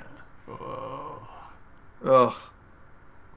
I don't know. The other thing, let me just say, we'll keep our eye on the match, but not only does Jim Reed not participate in that, but he goes to Ireland, he participates in karaoke bar with like some of the big hobnob names of poker. That is such a good point, Chris. The guy doesn't mind singing in front of people. I will not sing the chop pot song, but I will walk 500 miles. And I will walk 500 more.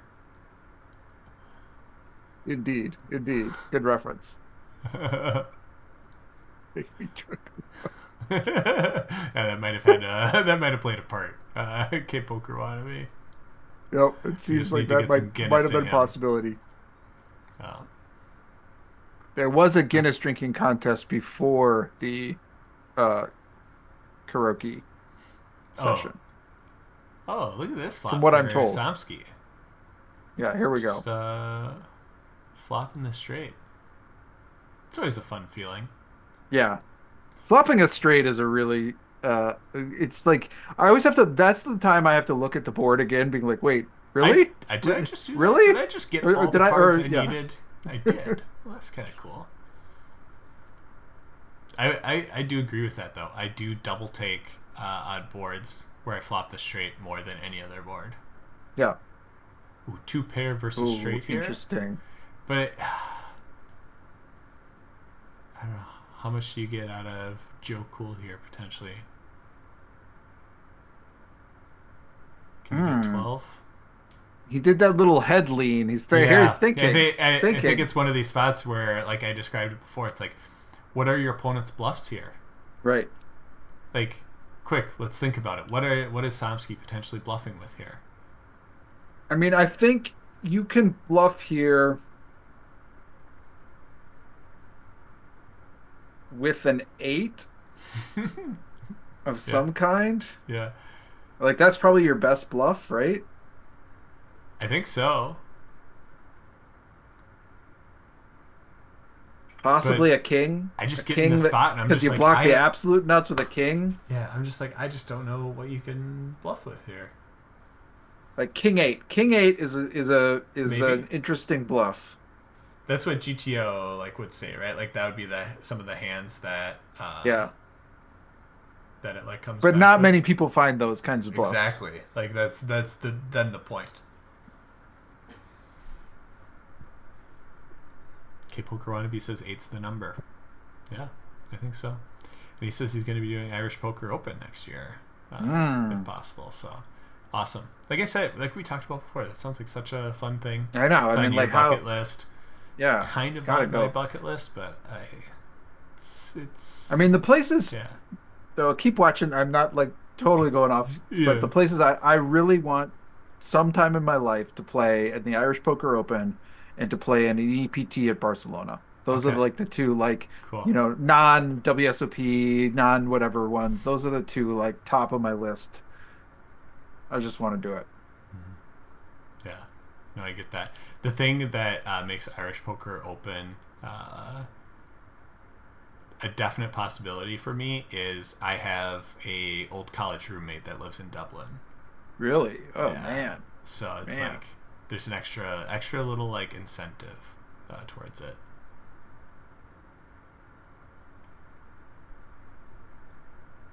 All right, Poker Geek on the 4 straight, but has top pair. Trying to kind of define Joe Cool's range a little bit more there. And this match has evened out completely now. Mm-hmm. It's crazy. It just takes a few hands, and it can shift 4-1 to even, just like that.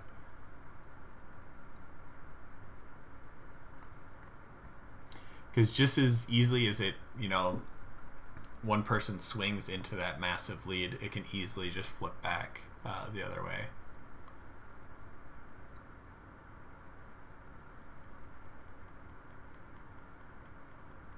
There's such this sense of relief when you're in John's position, when you're have been in this just giant deficit, and suddenly you look at me, you're like, wait, I have more chips than the other person.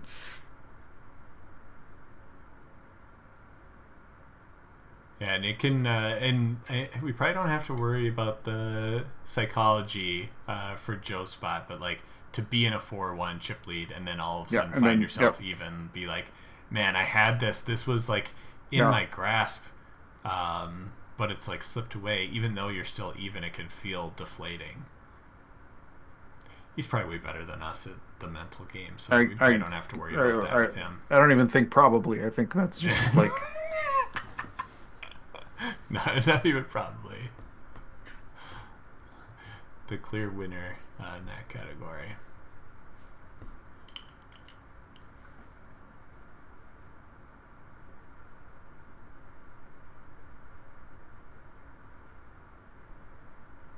Check here. Oh, check one big blind, and he gives it a call with king high. Interesting bet. Yeah.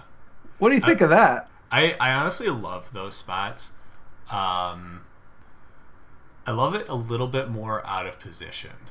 Because with those small, just tiny amounts of value, you can find calls from a lot of different stuff. You have to be worried about your opponent. Are they savvy enough to pick up on it, and are they going to raise you a little bit more? Right. So I also do like doing it with some big value hands. But it's just just eke out a little bit more value.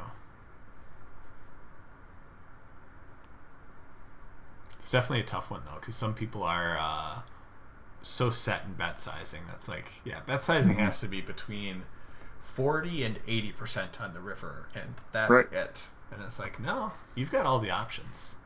Go 2x pot.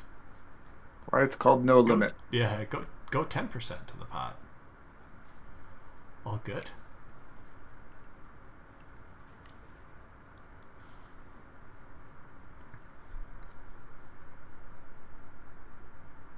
Wow. Poker Geek betting relatively big with just jack high. Joe finding a call with third pair. Yeah, I am really intrigued by. Go for it here, and Joe, this is such a tough call.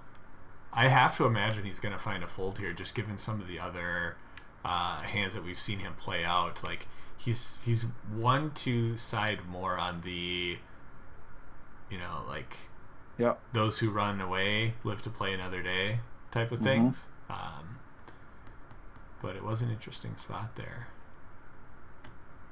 And you're right about. I mean, John just has this gear sometimes where he finds these bluffs and he does not let down from them. Right? He doesn't like, oh well, that didn't work, so now I'm going to give up. He just is like, well, that didn't work, so I'm going to try some more.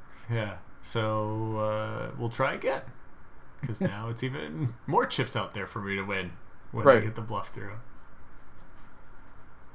But yeah, don't look now, but John almost 3-1 in his favor. 5 of hearts. 5 of hearts. No. 5 of hearts. Oh, Joe's just gonna fold here. No, we can't have this happen. Fold, Joe. Yes. Oh, come on, Joe. Come on, Joe. For the people. For the people. I shouldn't be cheering against the communal card that we're going to do for the giveaway. That's bad. Bad hosting.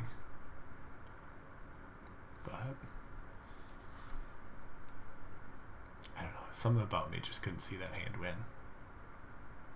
Maybe pick me next time.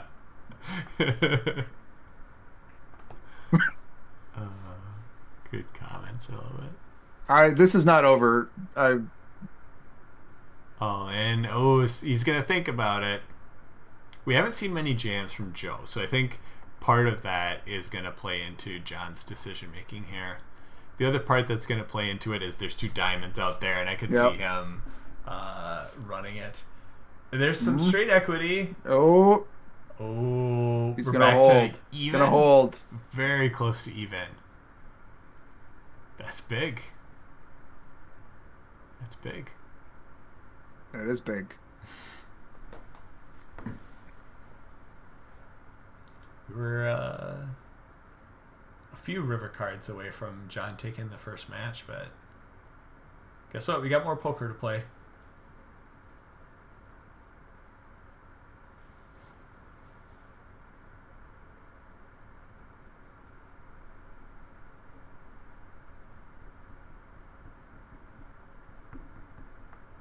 Standard.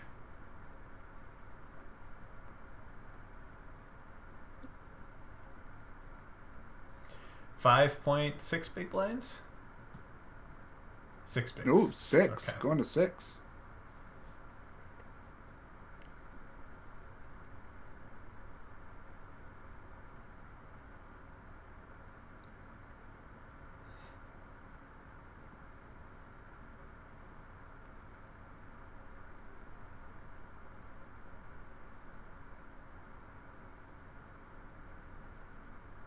Who's gonna? And this is one of those that it's just first. Whoever wants it. Yeah. Just neither of them have any sort of like really good backdoor equity. Yeah. Oh. Oh, that's a 5 of hearts. 5 of hearts. Oh, he doesn't have the chip lead. He can't win it on this one. But Joe's drawing dead and he doesn't even know it. Well, not technically dead. It could come out. Whoa. Quad 5s again? Here we go. There we go. 6. Oh my gosh. Oh my gosh. It just goes all in here. It How has does it to, not? right? I can't believe we've seen quad fives How twice. big? What is Poker Geek back here? Huge. Oh, he It's just does. same thing Okay, like I yeah, said same before, thing. right? Yeah. Mm-hmm. Okay, and Joe, can he ever just call? I guess he can just call. I Maybe think is he he's gonna just gonna find a call call? here. Like he's worried about the overbet, but it's just like he doesn't care about size. Like he just is gonna have to call all his sixes here. He can't get blown off a chop. He's talking about it, but like he's not folding. Yeah. Yeah. It's that like slight inclination. Is like, do you have that one singular card over there? I mean, let's just. The five of hearts was pretty instrumental there. Stop. Do we have to like honor it in some way? That was that was the second time. That was quad fives the other time, right? I know, I know. Jeez. Two sets of quad fives Who tonight. invited you onto this week of MaREC Madness? I think I invited myself, maybe. Oh, wow.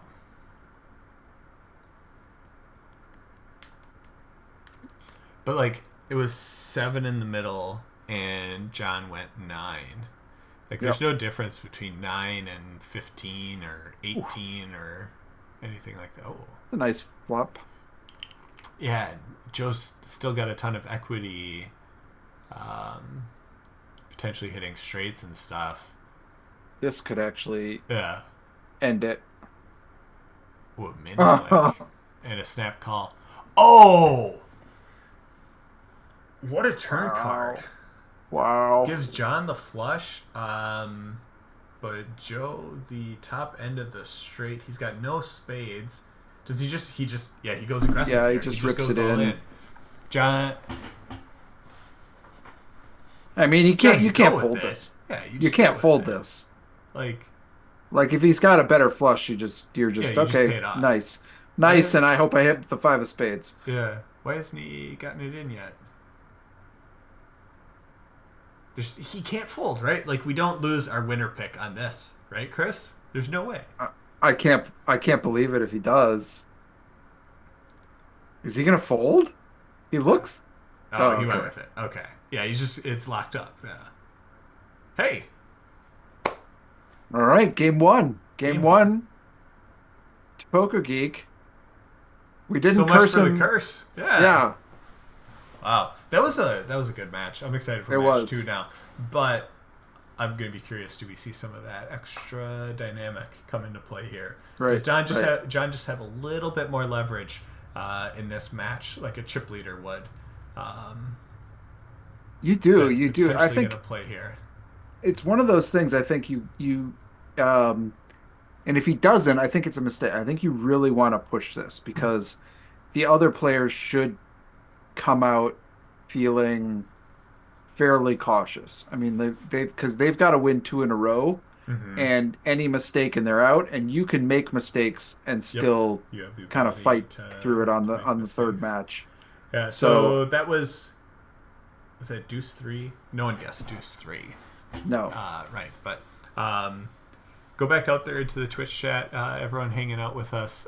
Put your guess out there. I see an ace 10, pocket sevens. Get that out there.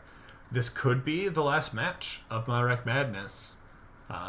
Or Joe could even it up and put us in a very fun quad fives. Thank you for your contribution, 5x5. welcome. There's no way we get a third quad fives. And the No winning hand. It's chance. not just it happens. And It's not the just winning hand. yeah, but also the winning Just hand. calling my shot. Yeah. Side bet. I'll take that side bet. Tell you what, I'll give you a free roll. If we see quad fives again, I'll post something nice about pocket fives on Twitter. Nice. Let's go. Let's Free roll. I'll go. free roll you. All right. Well, we got to start by having somebody have a five. So Yeah. We'll Well, I cheering guess for it. maybe not. I mean, would you count it if it was 5-5-5 on the board? I'll allow it. It's not going to happen. So, I mean, they play. Each of these matchups take like what, like 50 to 75 hands, somewhere around that on Mhm. average. Like, even if it goes to another match, 150 hands. Are we going to see quad fives again in 150 hands? That's I don't know. You always say this oh site is rigged, yeah, or it you say is I rigged. rig it. Oh, forgot that part.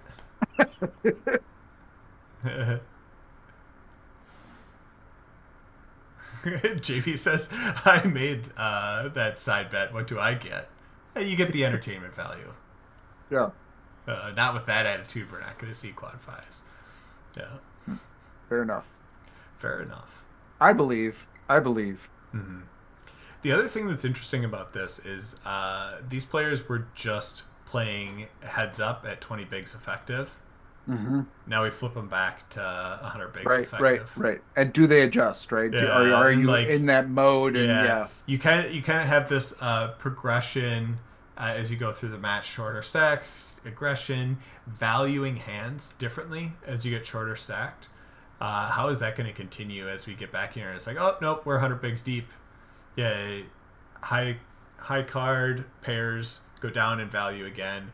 Flushes, straights, those types of things go up in value. Um, or does it just progress fast enough that we don't really see much of a difference? right.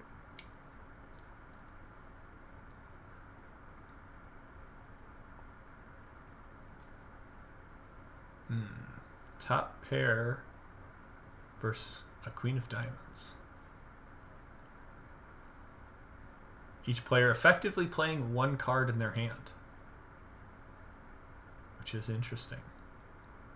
Now Joe Cool has some equity with that five. Yep.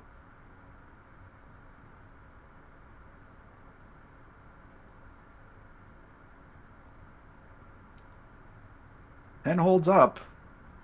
This is that like small bet type of thing where you're just trying to eke out a little bit more value. Right. John senses Joe's got nothing, putting out a small bet there just to see if he can get called by whatever he has.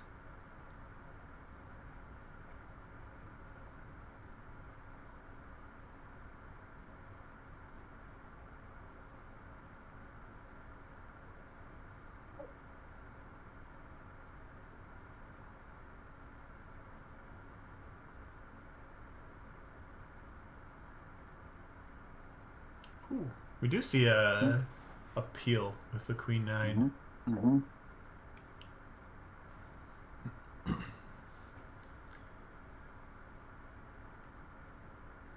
Does he have ill intents? I think he does. Not Oh, too and he, crazy, but it is going to put John to the test here. hmm, Finds a hmm. call, picks off the bluff.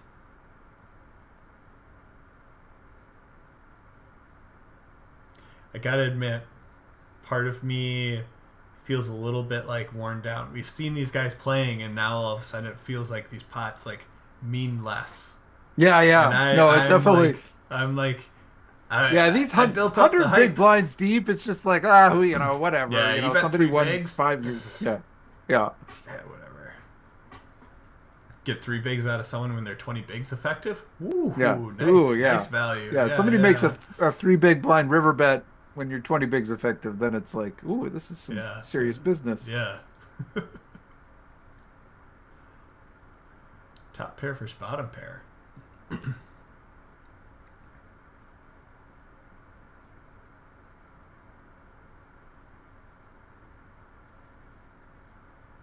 Seems like a standard call spot. Another check call spot for Poker Geek, but Joe's probably just going to check it back. Yeah. Yeah. That feels right.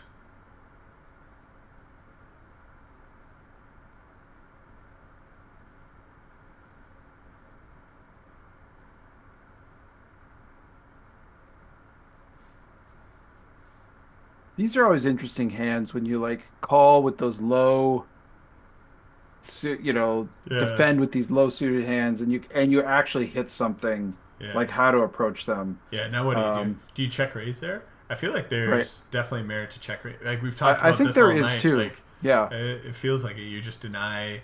Like John's folding queen nine off to any sort of like check raise there, Yep. and you deny them the ability of hitting over cards.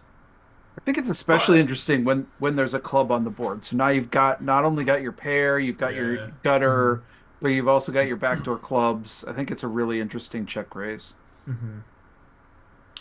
But that line, I think he got more value out of Poker Geek because he got a turn Yeah. bet out Yep. of him. Uh, but it definitely wasn't like a super comfortable spot for Joe either. Nope. He's going through that and he's like, okay, was it a jack on the turn? Yes. Whatever it was. Yes. It was something that was an overcard. It was a But jack didn't. or a queen. I think it was a jack. John had queen nine, so it wasn't a Okay, it queen. was a jack. It was a Yeah. jack then. But it's like you're stuck playing that guessing game.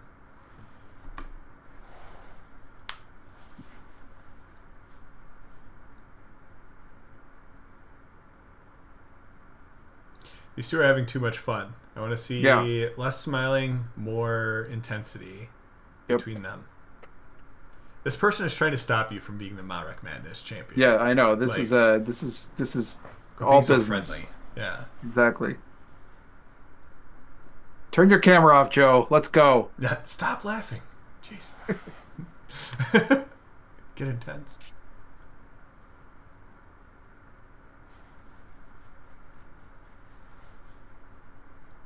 Put me in, coach.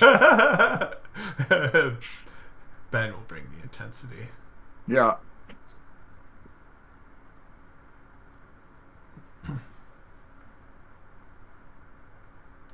This is kind of what's tough about some of these like early stages here. We've had some back and forth, and we're just back to 100 big blind poker between the two of them.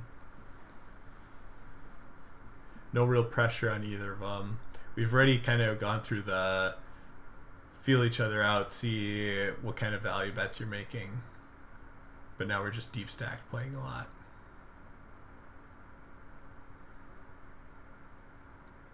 I like the bet size there from John. He's kind of going big. Again, he can exert that pressure. Yeah.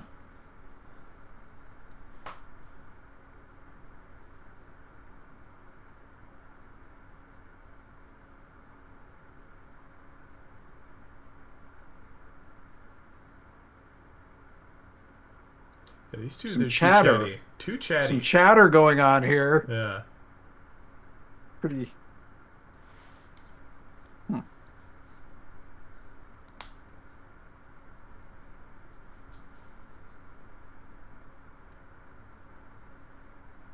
I was going to say that turn deuce should get a lot of leads out of John. When it goes check, check, now he's trying to go after some value. There's going to be a decent amount of draws that his opponent has, or weaker pairs. And I feel relatively confident on the queen here, if I was John. Like, he's really worried about, like, queen nine combos and stuff like that, but there shouldn't be too much that actually beats him here. So his pair of eights should be pretty good.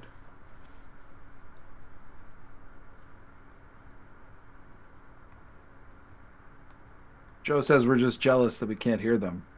I want some. I like the intensity. I want to see intensity. Yeah.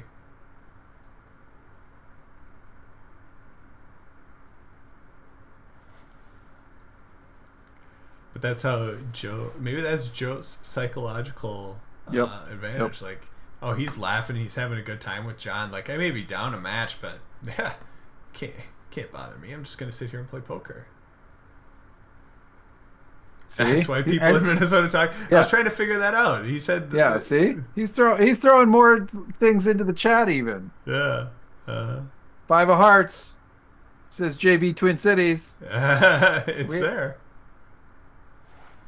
I have a feeling this isn't gonna be much of a hand. Yeah. No. Not too much of a hand. It's trying. It's trying to find. It's just kind of. Feeling it out, trying to find the moment. Yeah, getting dealt, seeing a flop, early stages of the tournament, just kind of like making sure it makes an appearance. But yeah. Wait, are there 2 other 5s on the flop? No. Okay, all right. I'm out. Well, yeah. Jeez. Okay. I think we're too deep stacked to really see pocket 3s do too much here. Yeah. Agreed. Like, make this later on. It's just going raise, jam, call. We're running 5 cards. Man, still more chatter. Mm-hmm. Got him. Maybe that's going to be what gets Joe back into this match. Maybe that's what he's got to do. He's got to use his psychological advantage over Somsky. He is. I feel like I should do that more when I play live poker.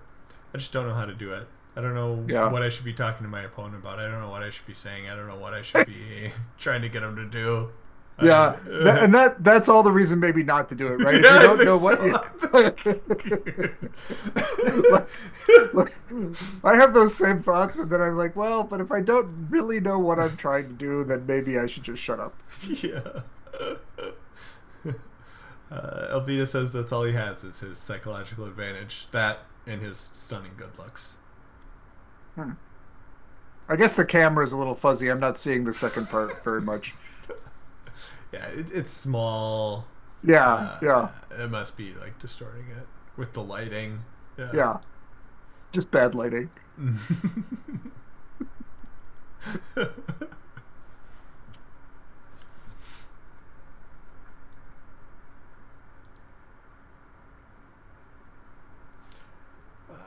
Somsky Peel, like, he does have the gut shot draw. And hits the gut shot draw.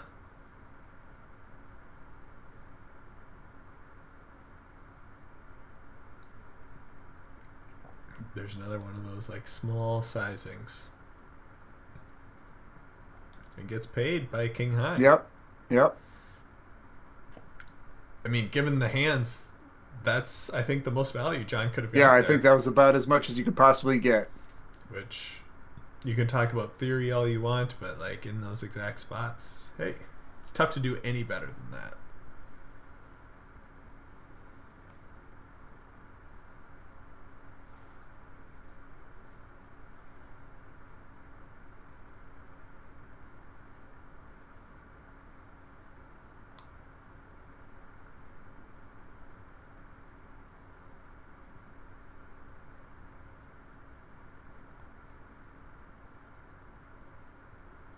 I want to see more exciting hands.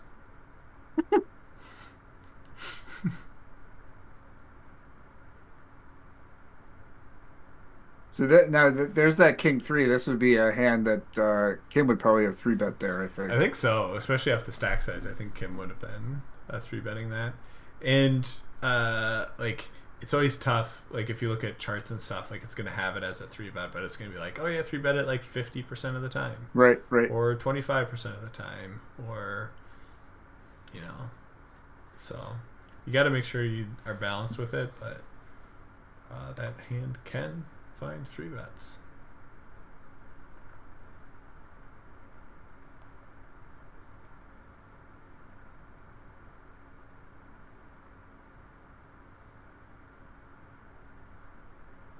Interesting. Could be. There's potential for some action here. I have a feeling it's going to go check, just like a queen on the turn or something, and no one really goes crazy. Ooh, I can see Joe going for the 3-bet here. He's typing. I like it. Yep. Poker Geeks got enough. I had a feling this was going to get a little juicy. Yeah, there's your queen. Another queen on the turn. This is the second time we've done that. That's awesome. But now we've had a bet, raise, call. Yeah. So now it totally changes the dynamic of the hand. Like, does he continue his bluffing? Semi-bluffing? Oh, he does, and he does huge. Big. This, at Poker Geek, you can't call this. Yeah. He wants to. Yeah. Mm-hmm. Poker Geek is taking offense to my statement. He said quads twice isn't exciting enough. I think if we would have had more crazy betting on the first quads, maybe I'd change my opinion. But I mean, quad fives though. That's the part that's the most exciting. Yeah, can we like quad eights, quad tens? Those aren't exciting.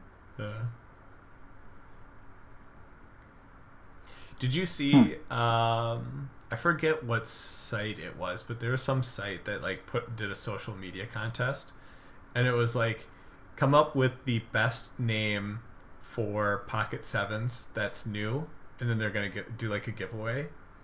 Do you know what won for the best new name for Pocket Sevens? No. Quad 3.5s. And I thought it was hilarious. I loved it. I'm so glad they picked that as the winner. But quad 3.5s for Pocket Sevens. I just love it. That's good stuff. Yeah, but a pair of tens does not count as quad fives for our stuff. Just to clarify. Yeah, fair enough. Yeah. All right. Well, he hits his deuce here.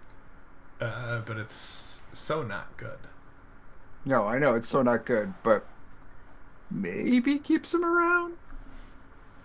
Oh, he goes pretty big. Yeah. I think he's just. Oh yeah. Whoa. Oh. How many kings does Joe have in this spot? Do not. Oh.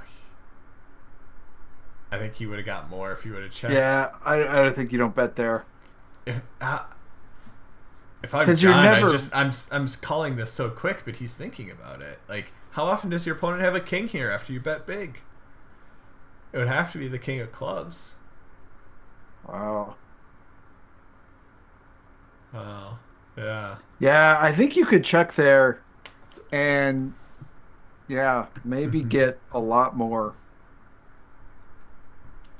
Like, even queens, like, oh, hey, king came out on the river, now you have to be scared. But it's like, you just made a big bet. Right. How many kings do they actually have? I think the only king they ever have is the king of clubs when it's with another club, because the club draw did come in on the turn. Kid Pokerwannabe says sevens should be hockey sticks. Yeah, that's the common name for them. But quad 3.5s are just so much funnier, in my opinion. Because literally no one's ever going to call them that. But it is hilarious. Quad 3.5s. Gotta be quad 3.5s, right? That's exactly. Like quad 3.5s, quad 3.5s, whatever you want to like call it. Yeah. Quad 3.5s. All right, we got another interesting one. Middle pair.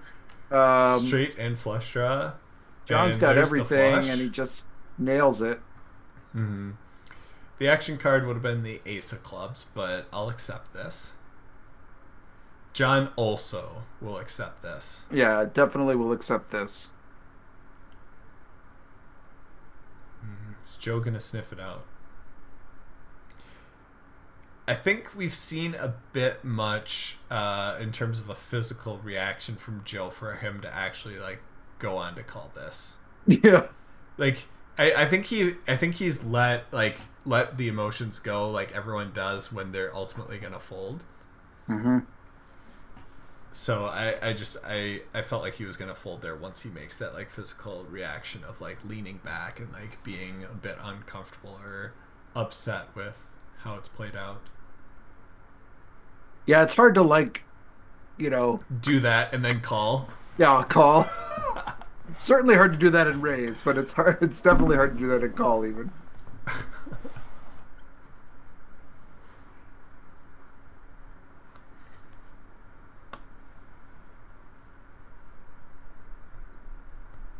Just kidding.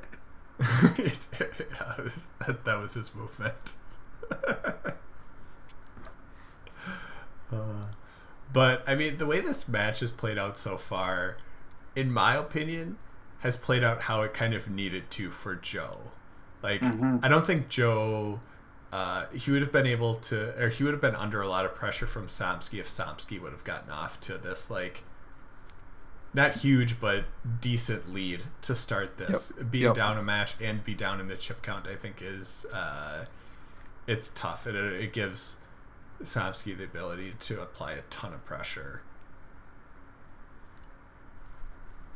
So Joe at least knows he's got a bit of a cushion no matter what goes wrong. Or what could potentially go wrong. Not to say something's going to go wrong.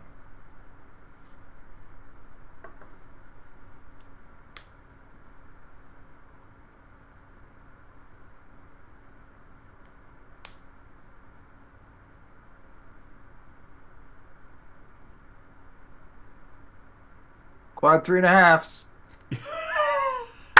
Yes!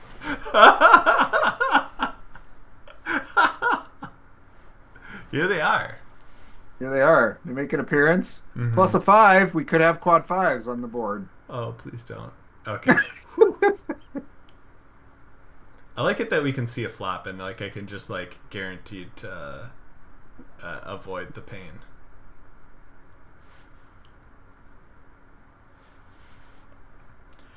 Ooh, 7's going for a bet here. Like this is kind of one of those tough spots where I feel like if I'm gonna bet here, I'm gonna bet bigger. I'm gonna bet one single time. Yeah, oh, there's really John. Oh! Whoa! I can't believe Joe called with an underpair to that check raise and then just smashes the pair of 3.5s on the turn. Yeah, how many 3.5s is it now? What's the term for 6? I don't know. There's 6 3.5s out there. And he goes big here. Joe Cool will know this, I bet. Septit? Is it sept? I think that's 7. 7. It's hex, right? Hex? Penta is somebody 5. know. Hex. Somebody's got to know. I'm almost positive it's hex. Hexagon is like a 6 side. Yeah. So it's hex. Hexa 3.5. Septa. He's saying septa. It's not. That's 7. There wasn't 7 3.5s. There were 6. There were 6 3.5s. Yeah. Hex septa. Hex is 6. Yeah. All right. But what's? Yeah. All right. Whatever. You don't want to keep this going. You're done. You're ready to be done with it. That's good. Yeah, I think we can move on. Although we probably have a little bit of time here. John's got deuce 3 offsuit. Yeah, I mean, maybe we need to explore the depths of how far can we plumb the hex bit. Yeah, no, we'll just let it go there because they both have 10-6, and we might have to get our singing voices ready. Here we go. So this time, I'll lead us in. Yeah. And you know what they say. And then we'll go into it. We got it. We got it. What's 3 3s? 1.5s? I don't know. 1.5s don't sound as good as 3.5s. Sounds good. No, 1.5s. Yeah. Do 3s have a nickname? I've heard crabs. Because the 3s kind of sideways look like crabs. Okay. Have you heard of the octo crab? No. Really? Oh. Like, deuce 7 is like worst hand, stuff like that. 1 pip better is 8-3, and they call it the octo crab. Oh. Octo 8 and 3 crab for that bad hand. No, I don't know. I don't know all the terms for the bad hands. Yeah, there's a lot out there. Octo crab is one of the ones that I feel like I know that. Like, I don't think I should actually know, but I do actually know, and it's just kind of like that little bit of knowledge that you didn't need.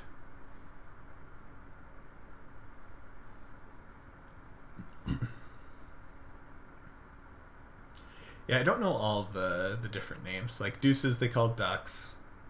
Threes, I think they call like crabs or something related to that. Fours are sailboats, right? Sailboats. Okay, yeah. All right. Sixes, because we'll just skip the other one. What? Speed limit. That's the good one. Speed limit. Oh, 5 yeah. Don't they call it the speed? Oh, okay. Don't they call it the speed limit? Sure. Yeah. A lot of places have changed that 55 speed limit thing. Yeah, it's true. It's not really the speed limit. Very many places. It was. Sixes? I don't know if sixes have a nickname. I don't know either. Sevens, they call Sevens, a hockey sticks. 3.5s. Oh, sorry. Right, quad That's right, hockey sticks. The snowman is the eights. Yep, got that one. Nines. Okay, boomer. Gretzky, is that Gretzky's number 99? Oh, maybe that is. Yeah. Yeah, but I think that's more of a Canadian thing. I don't know. Yeah, I've never heard that. And we do have top pair versus middle pair. Yeah, so we'll. Hey, Chad, if you know what the nickname for nines is, put it in the chat while we. Well, K Poker Wannabe says Gretzky, but. Is it Gretzky? I think he's Canadian and a bit biased with that A.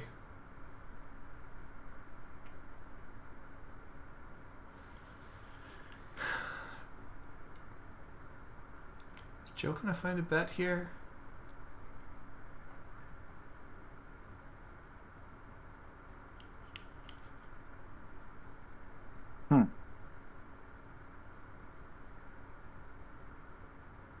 If they're talking, we could be talking. But I'm trying to watch this play out. There's your 5 of hearts. 5 of hearts. Yeah. 5 of hearts.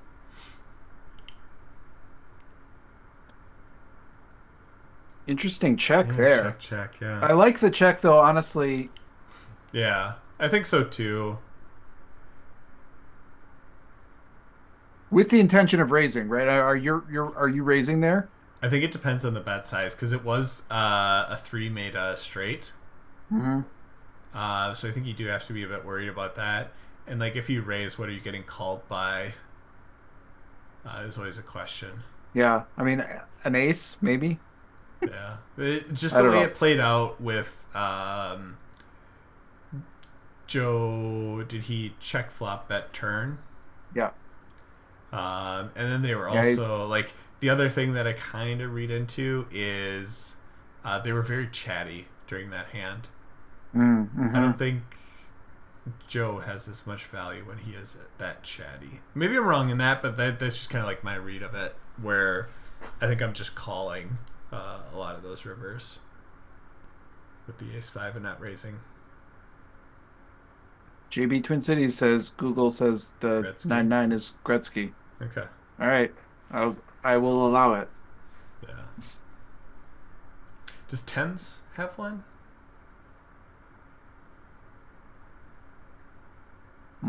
Tens has to have one. Seems like it. Because once you get above there, it's more common. Jacks, fishing hooks. Yep. Fish hooks. Yep. Hooks. Queens.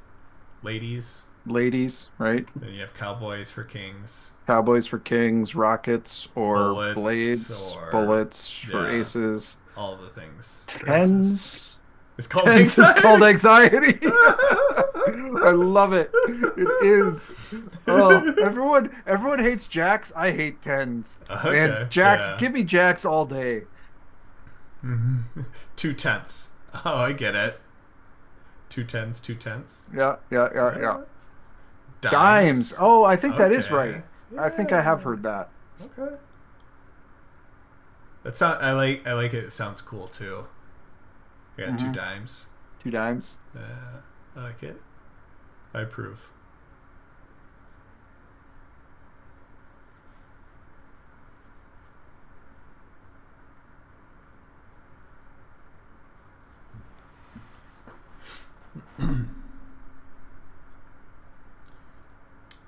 Check, and ace high wins. I feel like if you have ace high here, you just check.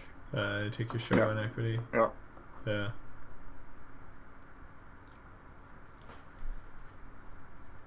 Tens are called 30 days.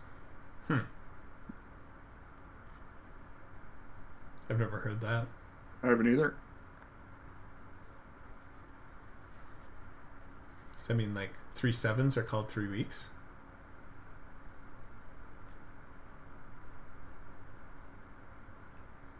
I like the pocket sevens. I mean, if we needed another name, we could call it a fortnight. There you go. Oh, hey. Okay. I mean, we don't need we've already got a good one. We've already got quad 3.5s. Yeah. We don't need anything else.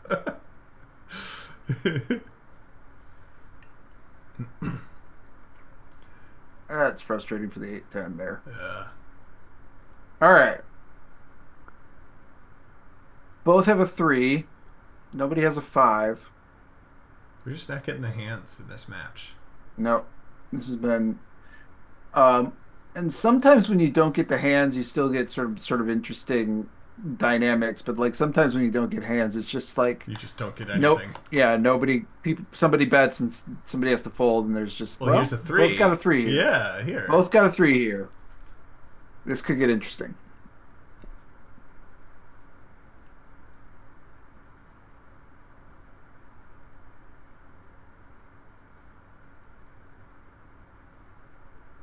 Well, Chad's got a queen and a 3.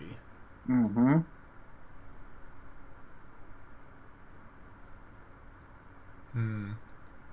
Joe's gonna sniff it out.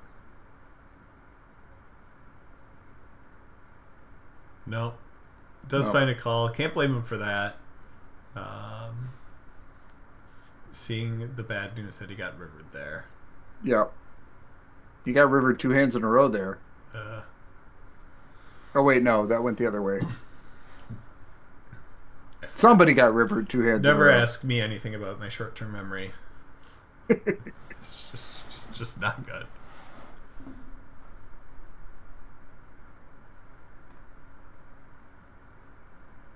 Rec Poker Rob says the San Francisco busboy.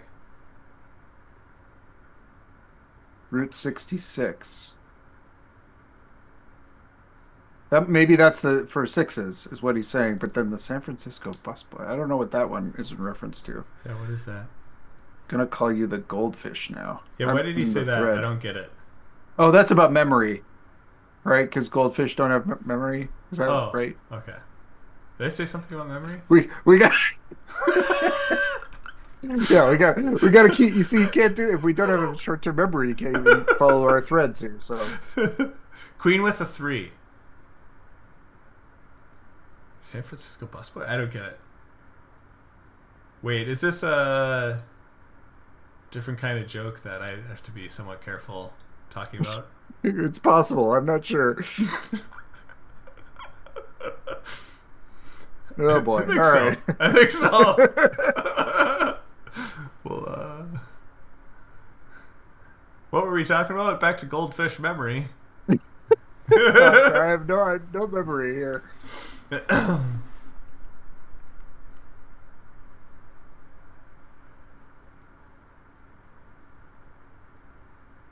So, I haven't been paying attention.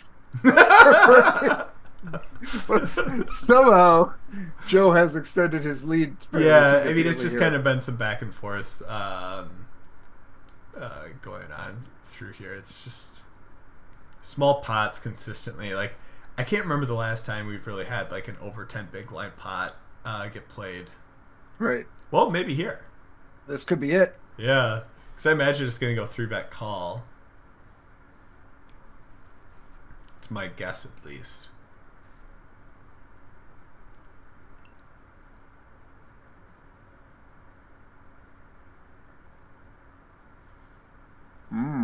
Yep. Yeah, so now, 5.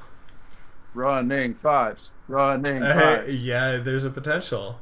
Let's make it if it is, the 5 of clubs first. Save the 5 of hearts for later. Ooh. A very small bet. I kind of like it. It's such a like dry board. It's like, what has really changed here? Really good.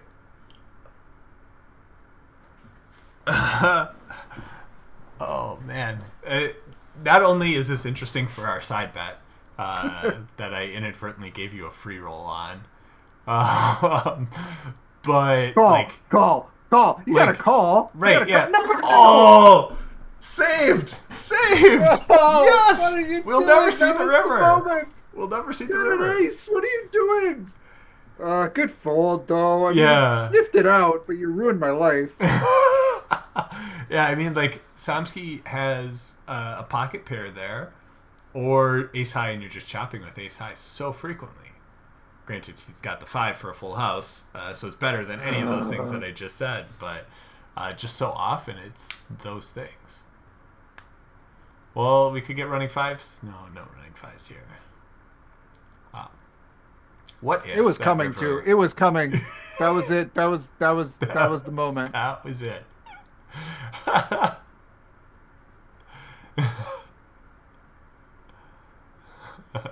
Alvita says folding and ruining Chris's life is solver approved.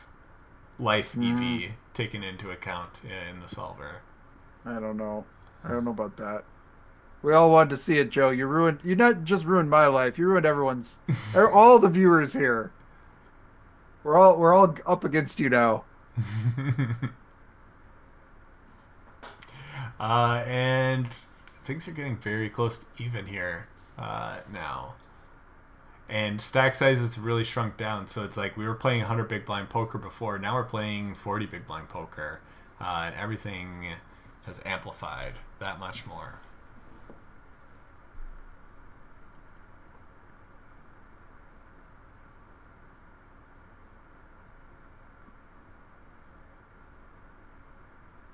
And I think for the first time this match, Poker Geek has just taken the pulled chip ahead. lead. Yeah. Yeah. Interesting. He might just give it up here. Yeah. Yeah. Now we're exactly even. Close enough to it. A little bit. Ooh. And now we've got a really game-defining hand, I think. 2.5. Joe will go 7. 6.5. 6.5.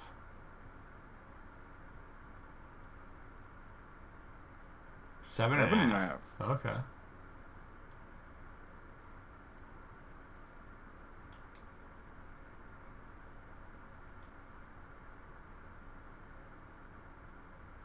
John's not folding, right? Yeah. When he finds a call. Oh. Ooh. Yeah. Here go the chips. Yeah, I think this is gonna get rough. Half pot. He's even got the ace of clubs too. And, yeah, okay. This just goes in here. Yeah, it's just, I mean, I don't see any other way. And I mean, we'll see what the river is. Like, we're a Samson's club or got an ace or an decent 8 amount of away equity from John being MaREC MaDness champion. A deuce too. A deuce too. Oh my goodness. Yeah. And raise. He's gonna. I think I just put it in. Yeah. Yeah. He puts Joe in with his overpair, and Joe's got the club in his hand too, just for like a little bit extra equity. He's thinking about it, but like he can't put all these chips in and then fold. What is the percent? 36%. Yep. Ooh. But it's gonna hold. Yeah. Now that evens up the matches. Well. Jacks did not technically win. Will Joe get dealt the 5 of hearts? No 5 of hearts. There's a chance. Got his spades covered. Did you see him like jokingly think about? Yeah. Should I call an extra 0.04 big blinds? Yeah. Oh, man. The 6 gave him a straight. All right. So we are down 1-1. What a hand. We had 36% chance for John there. That was... Yeah. That hand was not going to play out many other ways. No. I mean, once you call that and get that, and then, I mean, that turn just sealed it. It was just, all those chips had to go in no matter what anybody was doing. Flip the cards to the other player, make them deeper stacked. Like it feels like that was just like one of those hands where you're just always getting it in. Yeah. Yep. Well, luckily for John, he won the first one.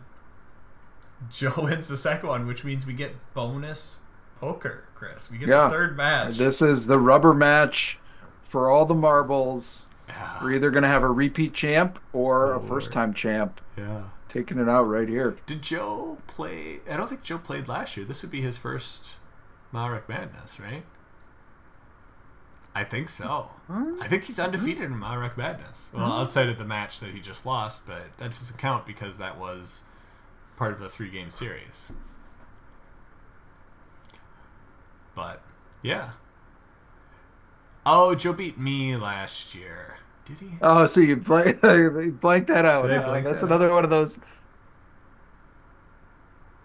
Did I really play Joe last year? Why do I just not remember that? I fully believe it.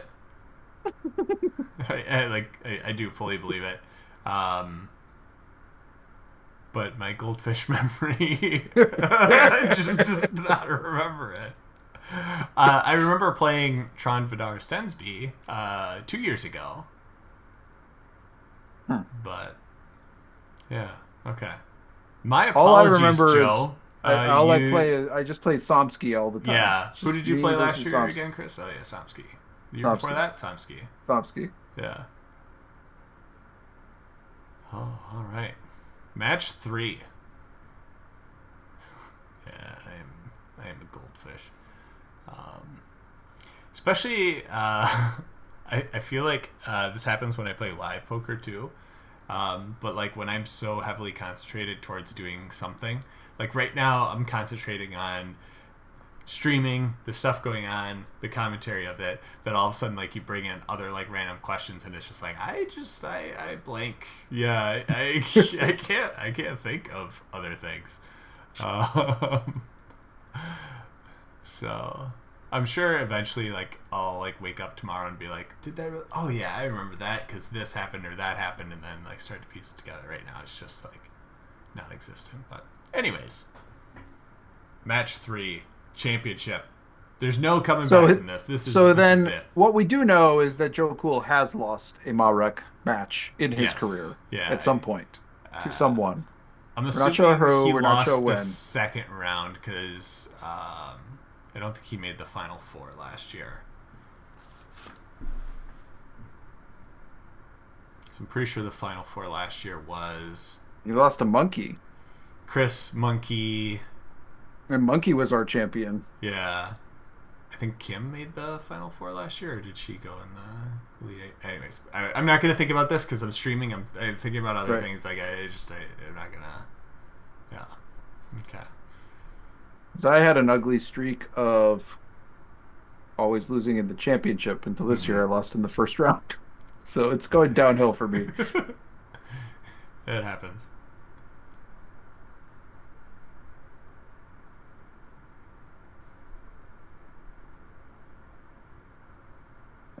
But yeah, it's all coming down to this. I'm trying to think. I think last year we went to 3 matches in the heads-up match with Monkey System winning. I think John, when he won 2 years ago, he won in just the first 2 matches, if I remember correctly. And then when me and you played in the very first MaREC MaDness Championship, we played all 3 matches. And the third match went a very long time. Yeah, with a lot of like, flips back and forth. Yeah. So that was an epic rubber match. That was. I think I lost the first one very quickly. How did I let it go? And then we played that I'm the Buffalo Bills of MaREC MaDness. Or the Minnesota Vikings, I suppose. Vikings will change that soon. You think? Let's hope so. Yeah. Once we draft our new quarterback, and then that quarterback will easily be the best quarterback out of this draft and lead us to many playoffs Yeah. and Do you Super have a Bowls. Do you have a favorite out of Uh, the possibles?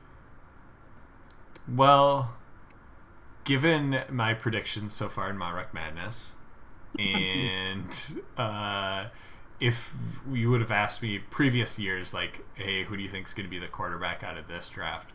I don't think you'd want me guessing who the Vikings are going to end up with. Because I was very against Josh Allen the year that he was a rookie. Yeah. I was like, how can I bet against this guy? Like, what kind of sports bets can I make to bet against this guy's success? Nothing against him, just didn't think he had it. And I also thought Josh Rosen was going to be like a really great quarterback for the Cardinals, and that fell on its face really quickly. I thought Bryce Young was a really solid #1 pick last year. That doesn't look good.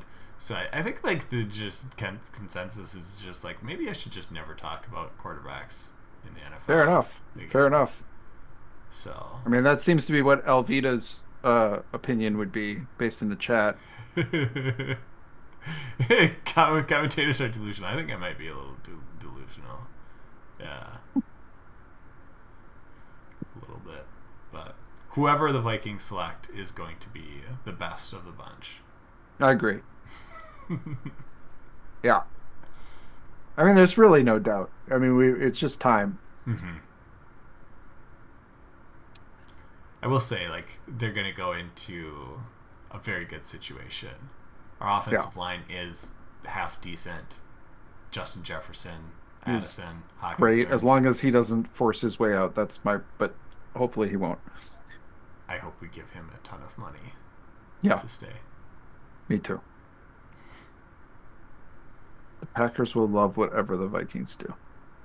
Now who's delusional? Oh my gosh. Okay. Let's not. No more Vikings talk. All right. Here we go. We got tens versus the Ducks deuces, versus ace 9-5 the flop. dimes. Ducks versus dimes. Ducks versus dimes on an ace 9-5 flop. We get a bet here and fold. I gotta say, I was kind of in the boat with you before, where you're like, tens, like, what a terrible hand. Like, everyone says jacks, but tens are really the worst. But once JB pointed out that they're called dimes, like, they're having a renaissance. I think they completely recovered. I think I kind of like them again. Maybe I need to start calling them that because like in my head I'm always like, tens. Not tens. Yeah, but if I'm like, I got dimes. Yeah, that dimes. Feels like you might be doing something here. Yeah, I think this might change my life here. Yeah. I think so. At least feels like it's changed mine so far. Nicknames elevate the hand rank. Yeah. I think. Clearly. Yeah.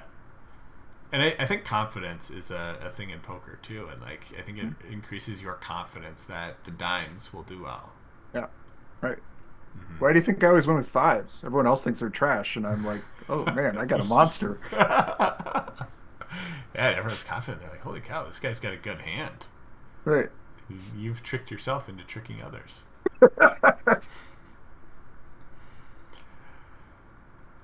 What's the psychological term for that, I wonder? Tricking yourself into tricking others. Delusion. Joe already pointed it out. Delusion. Well, it's like mass delusion, though. It's like you've tricked yourself so that now everyone else is tricked. Yeah, I was thinking we might see a call from Poker Geek here when he's holding the ace of spades. Yeah. Ooh, a check raise check. But he's just not getting any more chips out of Poker Geek. Folie à deux. Is that a real term? Is that a real term? Folie à deux. I think he just called you a bad French. name in French. Deux is two. Folly sounds like a folly. So is it like the foolishness of two? The foolishness of two. I guess that would make sense. I'll go with it.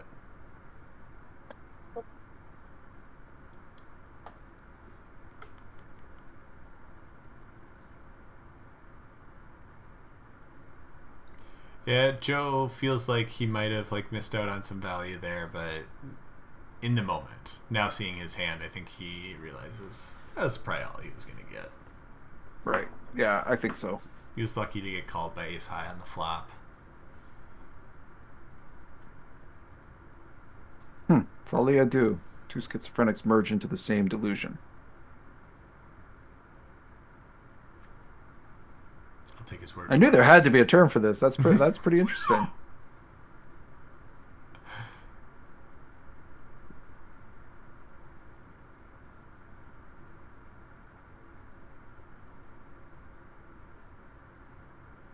Wow. It's such a real thing, and he knew about it. Happens in inpatient units or in families. Huh. We've gotten too smart for this. I know. Like now I'm like, oh wow, this is yeah. We were just talking about my delusional like of a poker hand, and now I'm learning all kinds of other things. Yeah, I feel like John's gonna find a call here with the Queen 10. I think we've been seeing him. Oh, never mind. I thought we'd been seeing him stick around with some of those hands. That I thought he was gonna find a call there with the Queen 10 off. But I mean, it's the correct fold for the situation. But he's also got position, and position is a good thing. I've heard that. Mm-hmm.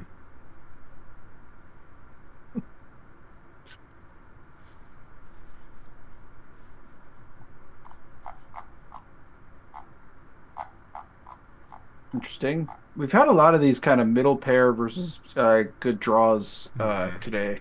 Which, like, at first glance, seems like, ooh, like this could get crazy. But at the same time, it's like, what's middle pair really going to do that's too crazy? Right.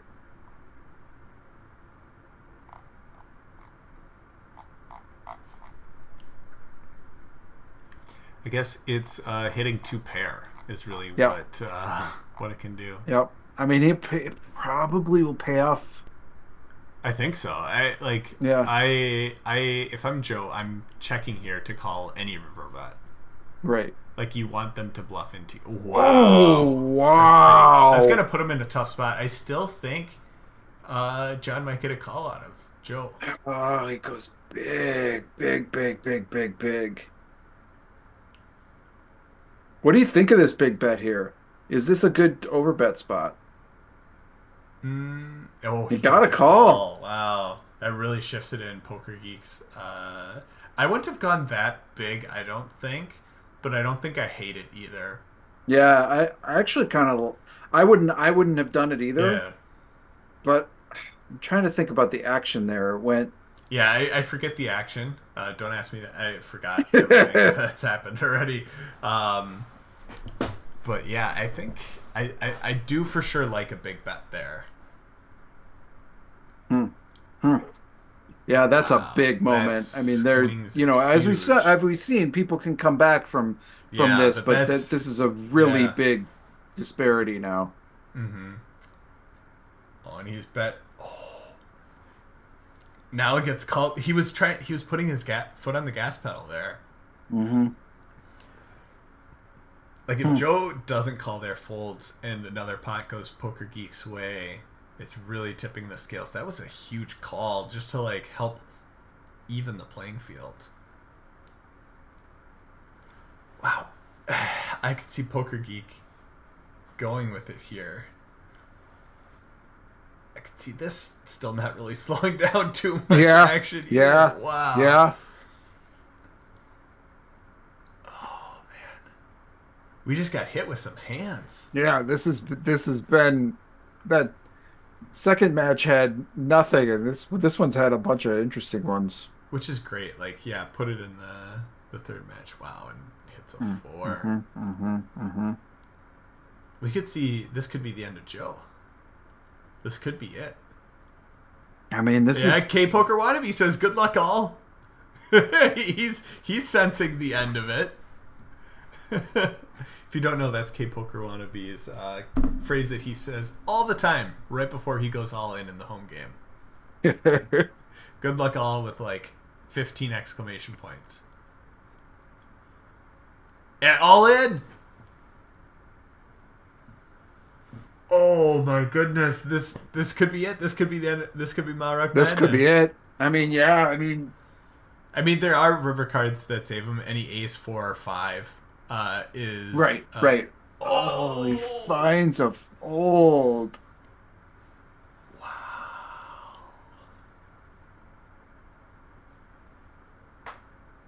Wow. K-Poker Wannabe said he'll fold. He got it correct. Interesting. Wow, I that don't could have know if been I the can moment. fold there. Like, I feel so often aces are going to take that as, like, I got the straight draw that's a little bit extra equity. I'm going to push here. That could have been MaREC Madness for Yeah, it really Slomsky. could have. Really could have. Not like he's out of it. He still has a 2-to-1 chip advantage, a little bit more than that. And he's got a pretty nice and a nice developing hand here. Yeah. Just spot where Joe doesn't want to see diamonds, even though he might be thinking that in his head. Right.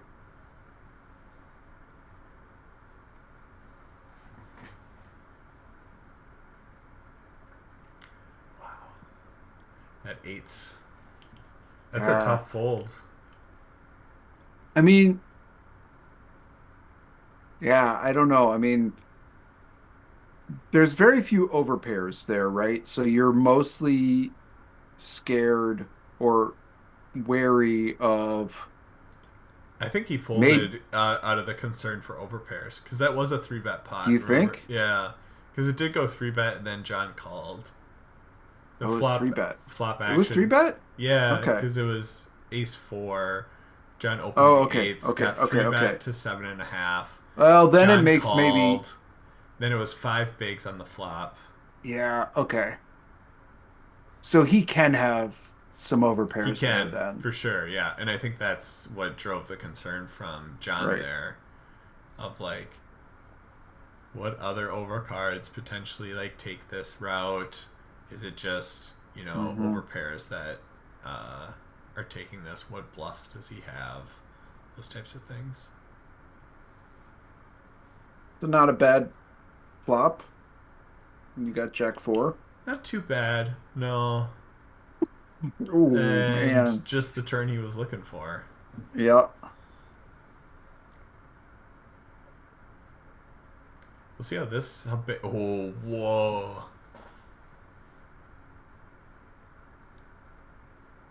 This is a tough spot. Like, you're out of position, and somebody makes this big bet because they're almost always gonna go. If we just call this, right, they're gonna just check it back. Yeah. Yeah. So then, do you just call and then bet? It looks so strong when you bet. I think you have to check. That's your only option of getting paid. You just gotta accept it, right? What do you do in these spots? Can you just click back a turn? It's interesting. Do you just do this? I don't know. Like I hate those spots because I know how the river is gonna go. I know it, and I know it, and I don't know how to like avoid it. Yeah, maybe a bit player dependent with it too. If you've got certain people that can send that river bet versus people that just have a propensity to, I'm going to take one shot and just call it. But yeah, the turn is that one of those bet small on the river call, like super and then small? bets, yeah, maybe. Joe says avoid it by being in position. Yeah, that's the thing about being in position is it's pretty valuable.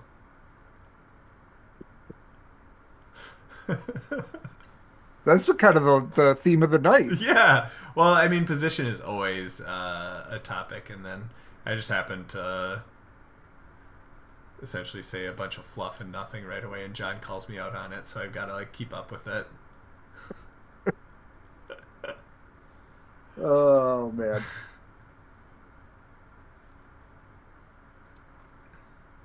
Now, is he going smaller here than he otherwise would have? I think so. And then the queen. They have kind of really narrowed the the gap between them, or Joe has narrowed the gap. Yeah. A snap call. How's John gonna feel about the king on the board here? John's been, after his 3 bets leading out, like 3 bigs here, right? Oh, now he goes huge.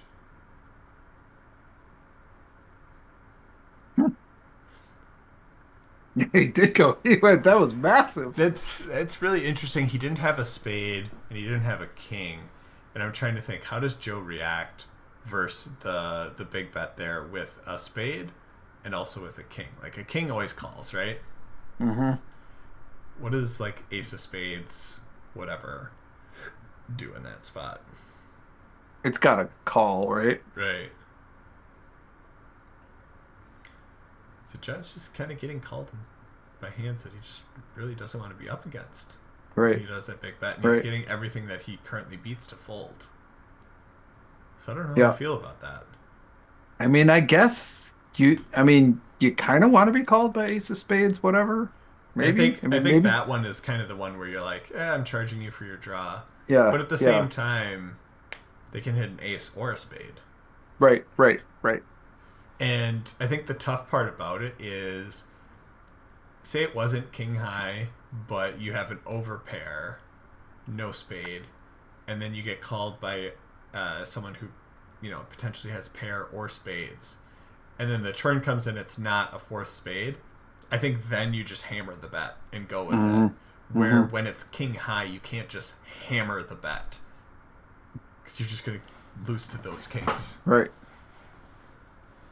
Ah, look at this. Look at that nice little flush sitting there. And just clicks it back. And there's another ace out there. Joe's saying he can't possibly have an ace. Can't possibly have an ace. I no longer believe this. Do you really have 2 clubs? It's tough. He's going to fold, though. He's going to fold. He is. Yeah. We're seeing a little bit more reaction out of him. We've got. He has the "I'm gonna fold" face. Yeah. He's thinking about it. I felt like we were gonna say call, but I think once you pointed that out, that he's gonna fold here. We did see the shifting in the seat, and it's like you release that tension of thinking in a hand where you're like, I'm gonna fold, but right. Do I really want to hold a funeral for your cards a bit? This felt like it was gonna be a good hand. Let's just pay our respects to this 8 that I'm about to fold. Yep, I think that's what we just saw. Yeah.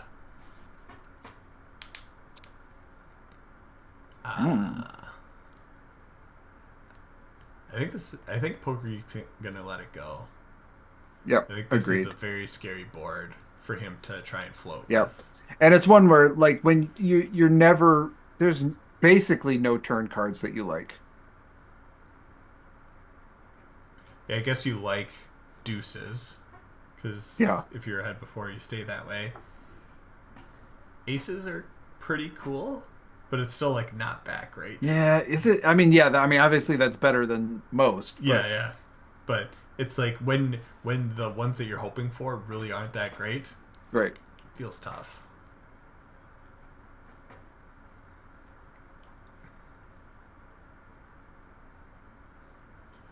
Joe really fighting his way back into this.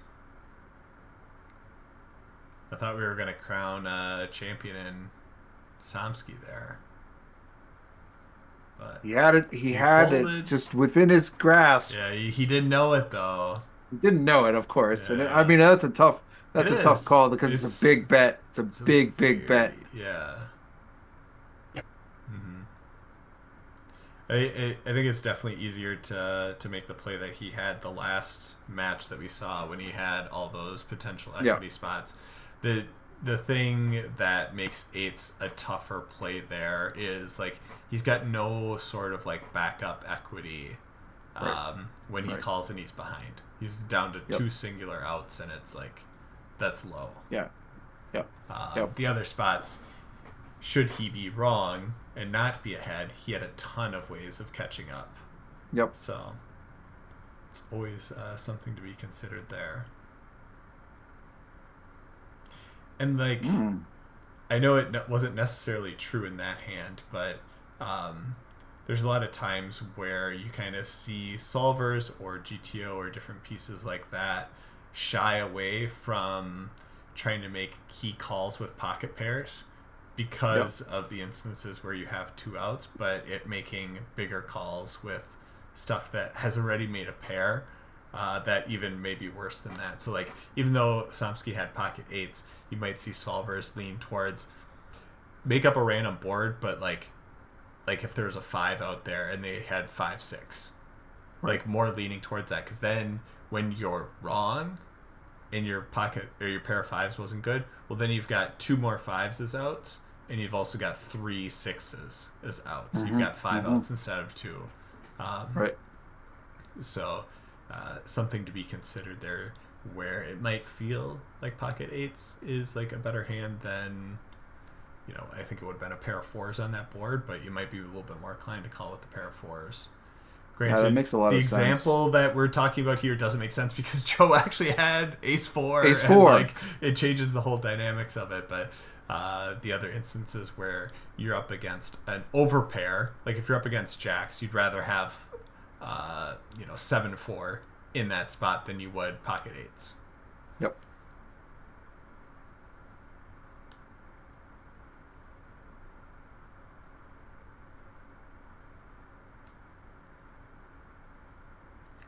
And another one, Joe's way. Does this even really? He's taking the chip lead. He's got the chip lead. Oh man. Here we are. These two, they just back and forth. Back and forth. I mean, this is, you know, several of these matches, somebody's had somebody on the ropes, and it's just, you know, they fight back. Mm-hmm.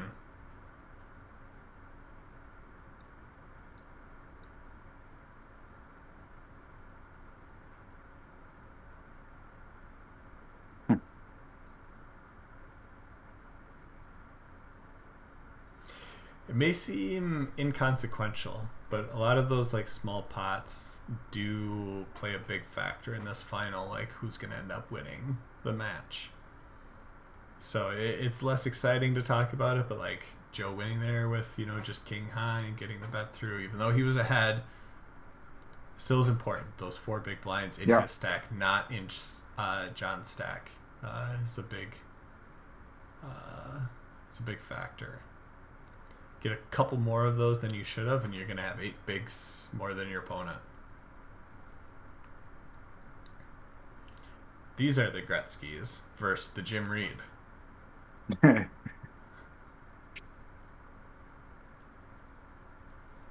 John just calls with the pocket 9s. Yeah. Not getting too crazy. I'm told by Jim Reed that King 10 can't not win a hand, so we shall see.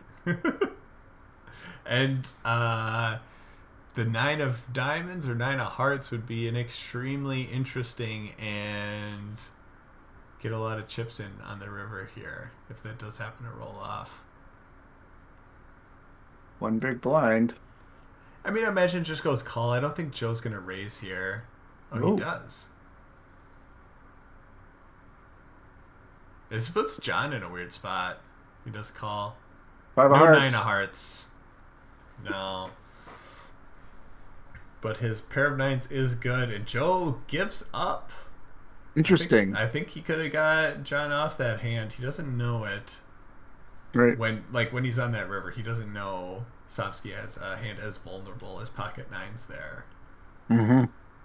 Because it does feel a lot like a jack or a queen, which feels like a tough hand to get your opponent to fold.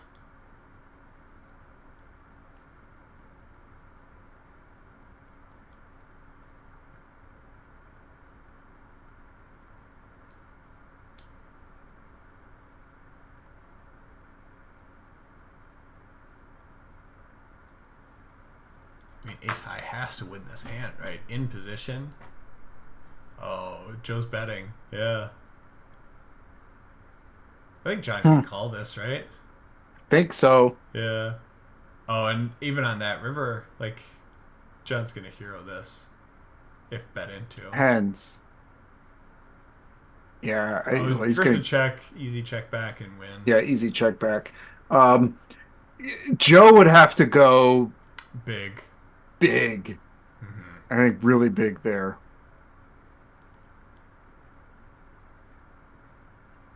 Yeah, you really have to represent that 6. But I didn't feel it coming. I didn't feel like Joe going for a big Yeah. bluff there.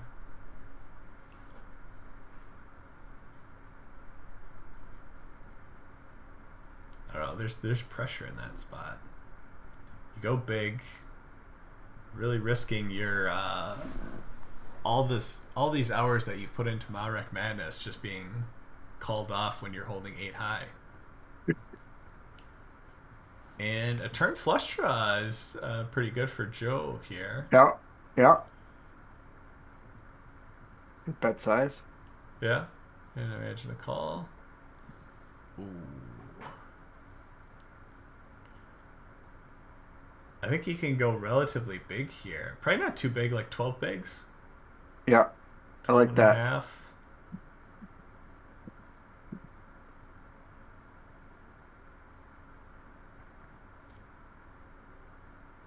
Over bets 22. Yeah. It's going to put John in an uncomfortable spot, but you're really hoping for the call. He does get the call. Ooh, that's a Wow. big swinging hand. The 7 deuce. 7 deuce makes an appearance Yeah. in a big way.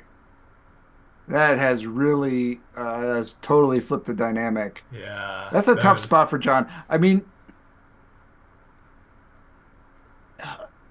the bluffs there are, there's probably a few, but but that's still a tough spot when you got that queen Feels. there. Mm-hmm. I just don't. Ooh. Oh, A 3-bet and a jam. Joe could win the match here. This could be Joe winning it. No. let's it Nope. go. Yeah. Yeah, no. What are the bluffs there? Like it does there's not too many bluffs in that spot. I mean, because we hear from King Jack, King 10, maybe, or they're not just hanging around and then turning themselves into bluffs, right?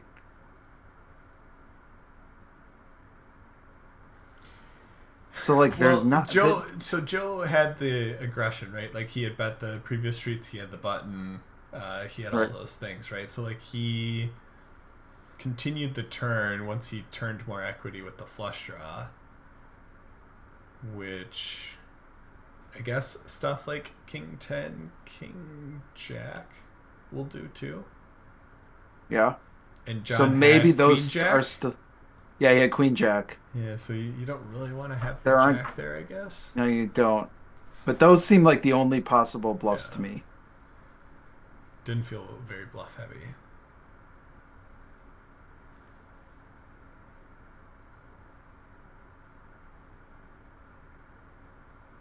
But you know what they say about position. Hmm. What do they say? It's valuable. Oh, is it? Yeah. Oh,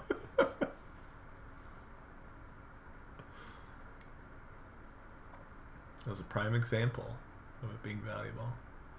Now Joe snapped off a turn call here with ace high. John bets again. Yeah. And now is Joe gonna potentially find a fold after snap calling on the turn? Nothing really changed with the river 9. Yeah, he finds a call. I thought he might be even going the other way there. Raising? Yeah. Oh, we haven't seen Joe find too He many just he, bluff he just had raises. a a look on his face like he was gonna do something very. Yeah.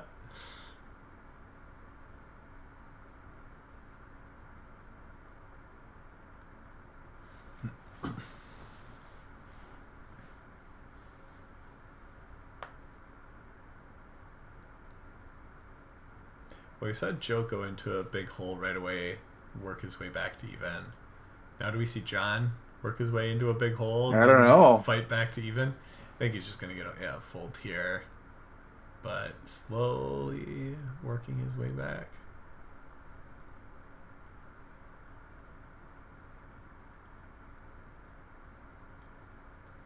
Alvita says reverse tell. He got you thinking he was going to raise only to... Yeah.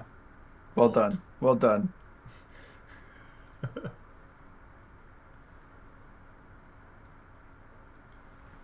46 bigs versus 32 bigs. Yeah, the blinds are dwindling. There's fewer and fewer. Yeah, I really enjoy this stack depth, though. Yeah, great. Pots you play are very meaningful, but you still have a lot of pots that you can play. It's not a shove fest, right? This is like the ideal stack size to me. Yeah. Kind of the 40 big blind depth. Mm-hmm.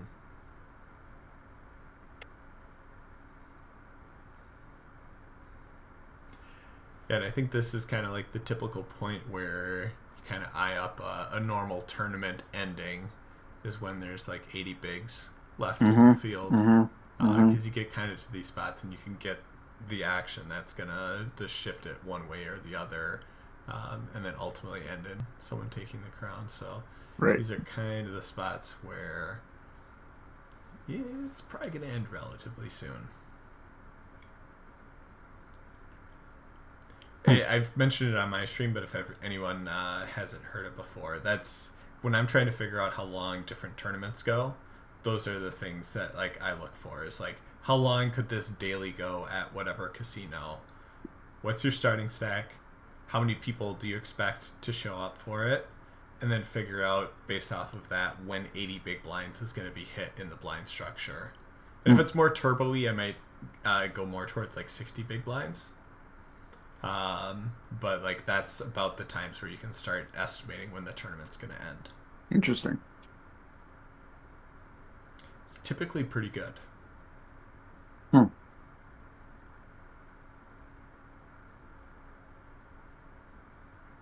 it's like once you get to like that point, it's going to end relatively soon.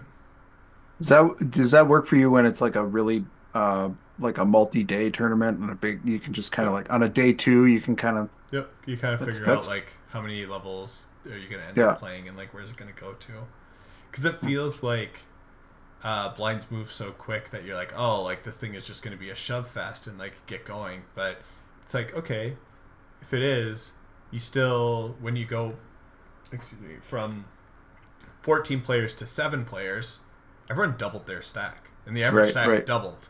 And then when you go from 7 to 3, it's more than doubled again. And it's like, even though stuff is moving fast, people's stacks are still condensing to everyone left in the field. Right. That makes a lot of sense.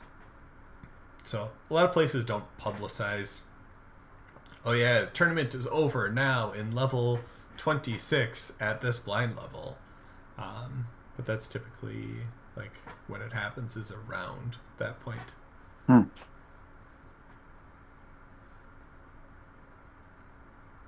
That can help you figure out how late you have to go into the morning. Some of these, that's sometimes a determining factor whether I'm going to even play at a tournament. Fair, yeah. Can I go to 5 in the morning? Yeah, for me it helps like set expectations. And like that helps me just like kind of calm down a bit. Like when we're talking about things, it's like, okay, like, hey, like we start the day at level 14. It's gonna go until level 29, which means here's like the different progressions through there. If I make it through, an hour, we're probably gonna lose whatever percent of the field. If we make it through 3 hours, it's probably gonna be here, and like just kind of like understanding what the pace is gonna look like. Right. That helps me a ton. That's part of like I play a lot of the same consistent tournaments online, and it's like I know exactly like the different like thresholds of like where stuff is at. Like, okay, like 10:30 I'm gonna be like final 4 tables. 11:30 we're gonna be final 2 tables. Then midnight we're gonna hit the final table, and then it's gonna go for another hour till 1. It's like comfortable. I know where I'm at with different things. Like, I don't have to worry about other outside questions. That puts me at ease, personally.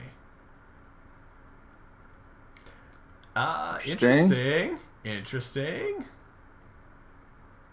2 overs and a gutter. Yeah. Top pair. This is that kind of interesting spot. Mm-hmm.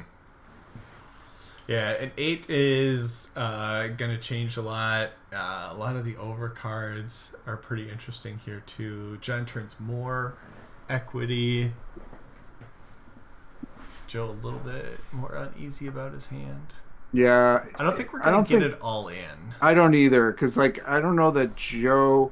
Maybe he is going to bet. He is going to bet. Ooh. Well, now we might. Ooh, call. It just goes check, check here, though, like so often. Yeah, you're right. Snap check. Yeah. Puts Poker Geek into a hole, though. Yeah, he's in a lot of trouble now. Yeah. I mean, he's really got, very few moves left. I think we could have seen a shove there, but like 15 bigs, ace deuce is like, I get the limp, like yeah, but I think we're like close. Heads up. I think that's an okay shove. Mm-hmm. I'm not totally. I don't really know what I'm talking about when it comes to heads up, whatever. But I think you can tougher. You just hit the straight on the river for second pair in a pot that neither of you have really taken any sort of like effort at trying to steal away from the other person. 6 bigs. That's so many bigs. Oh, and a snap call. Ooh, that's huge for Poker Geek. That's massive. A ton for him. He's just got so much more maneuverability. Yeah, 21 bigs is so big compared to he started that one with 13. Like 13 and a bit. Yeah. Yeah, it's huge.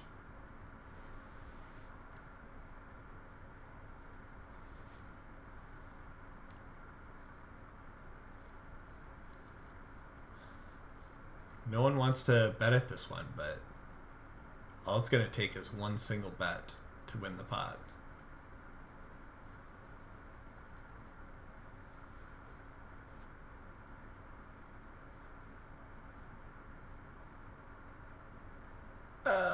No, I think Somsky might end up sticking with it. He's going to lead out one. Yeah. Oh, he got called by 10 high. Wow. Really? He really didn't buy it. I mean, he doesn't have to write that often, though, so... Yeah, it's true.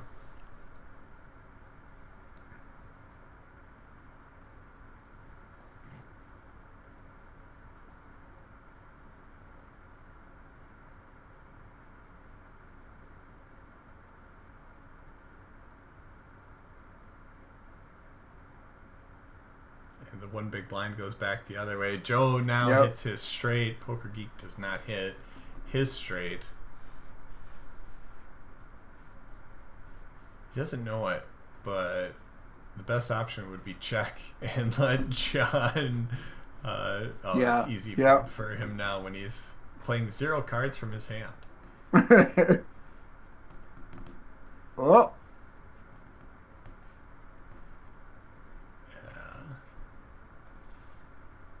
Should we just see an open fold out of Joe? We might.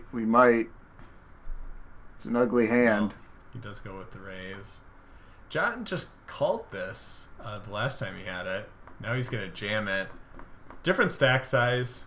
Last time it was 30. This time it was 23. 25 is very playable.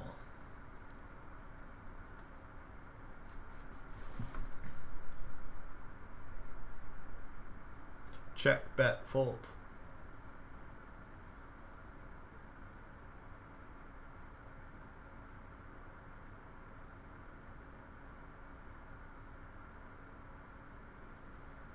Yeah, the Gretzky. I don't know. It doesn't stick with me to call pocket nines. It doesn't either to me.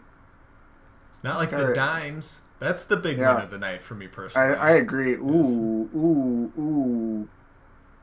This. John's gonna take a hit here. It's just a matter of how big of a hit. Deuce of clubs will make this a big hit. Yep, or a heart, I think.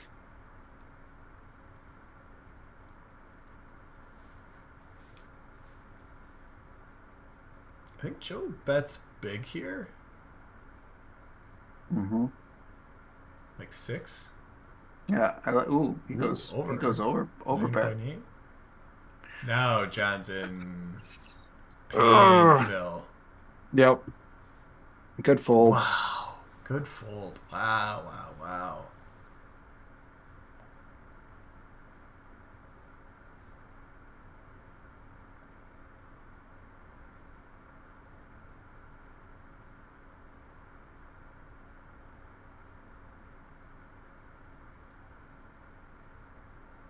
So a little bit of a sigh out of that was an interesting. Did you see that too?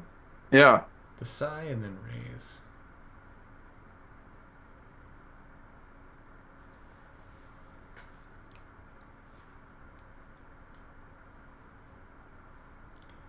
Joe's just raising everything, which with the chip lead, I think is fine.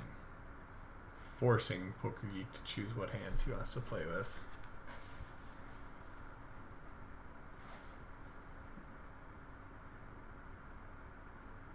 Ooh.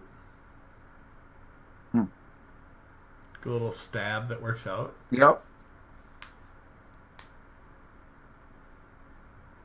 See, before when we started this, like I could get distracted by other things going on. Now I'm like locked in to this match. Right. It's like, once you get this is like the stack depth where it's like, okay. Yeah. What happens if one of them wins a 5 big blind pot here? Well, it's big. Yeah. It's going to shift chip stacks. What happens when someone wins 5 bigs at the start? Nothing. It doesn't matter. Yeah. Ooh. This is probably going to, either John's doubling or this is going to decide it. Right. Because I don't think John can get away from top pair Calls.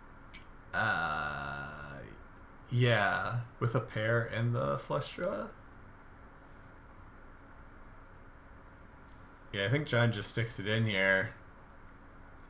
And Joe's going to need a club 6 or 7.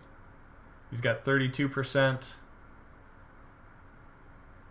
Boom. Oh, the 6. Oh. Joe did it. Wow. We have our champ. Yeah, well, when we predicted Somsky, it was we cursed him. We sealed his fate. We cursed him. Wow. Good. Good game. Yeah, good game that to was both good. of them. What a really well fought, really well played. Mm-hmm.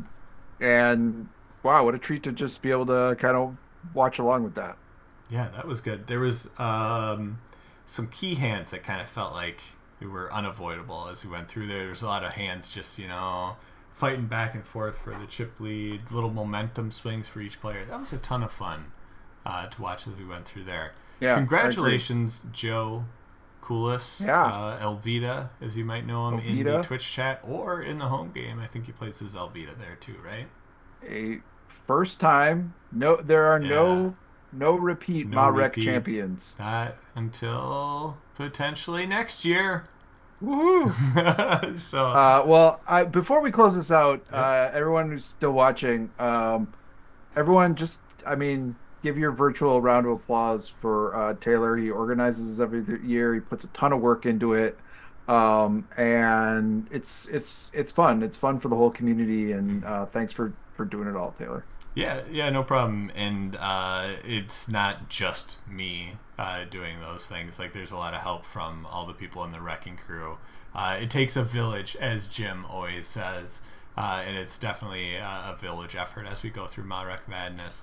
I do a lot of the production stuff, but there's a lot of other behind-the-scenes stuff that we're working through, organizing, getting stuff set up. So thanks to everyone that helped out. Special thanks to Jim, to Ben, to Rob, to Binkley, to yourself for joining for commentary, because it's a little bit less fun when you're just watching matches play out. It's kind of good to have some of the color commentaries we're going through here, even if we it's fun to be in the booth into other topics and stuff going on through there. So thanks to that crew for helping out in all the previous weeks that we've had MaREC Madness.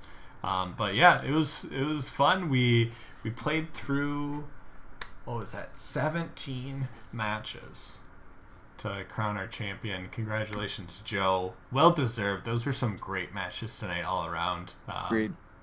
Extra fun watching the final four here play out and seeing all the skilled players that have made it this far compete for the championship. But the other thing is, thanks to you viewers. We wouldn't do MaREC Madness if people didn't watch it. It's one of our more commonly watched YouTube videos that we have out there. So I know there's a good chunk of people here watching it live on Twitch, and also some people that are going to be watching this in the future on YouTube. Thank you, future people, for watching this. But put some comments out there, throw some likes, all those types of things. But otherwise, we'll see you next March for MaREC Madness 2025. Thanks again, Chris. Good to see you.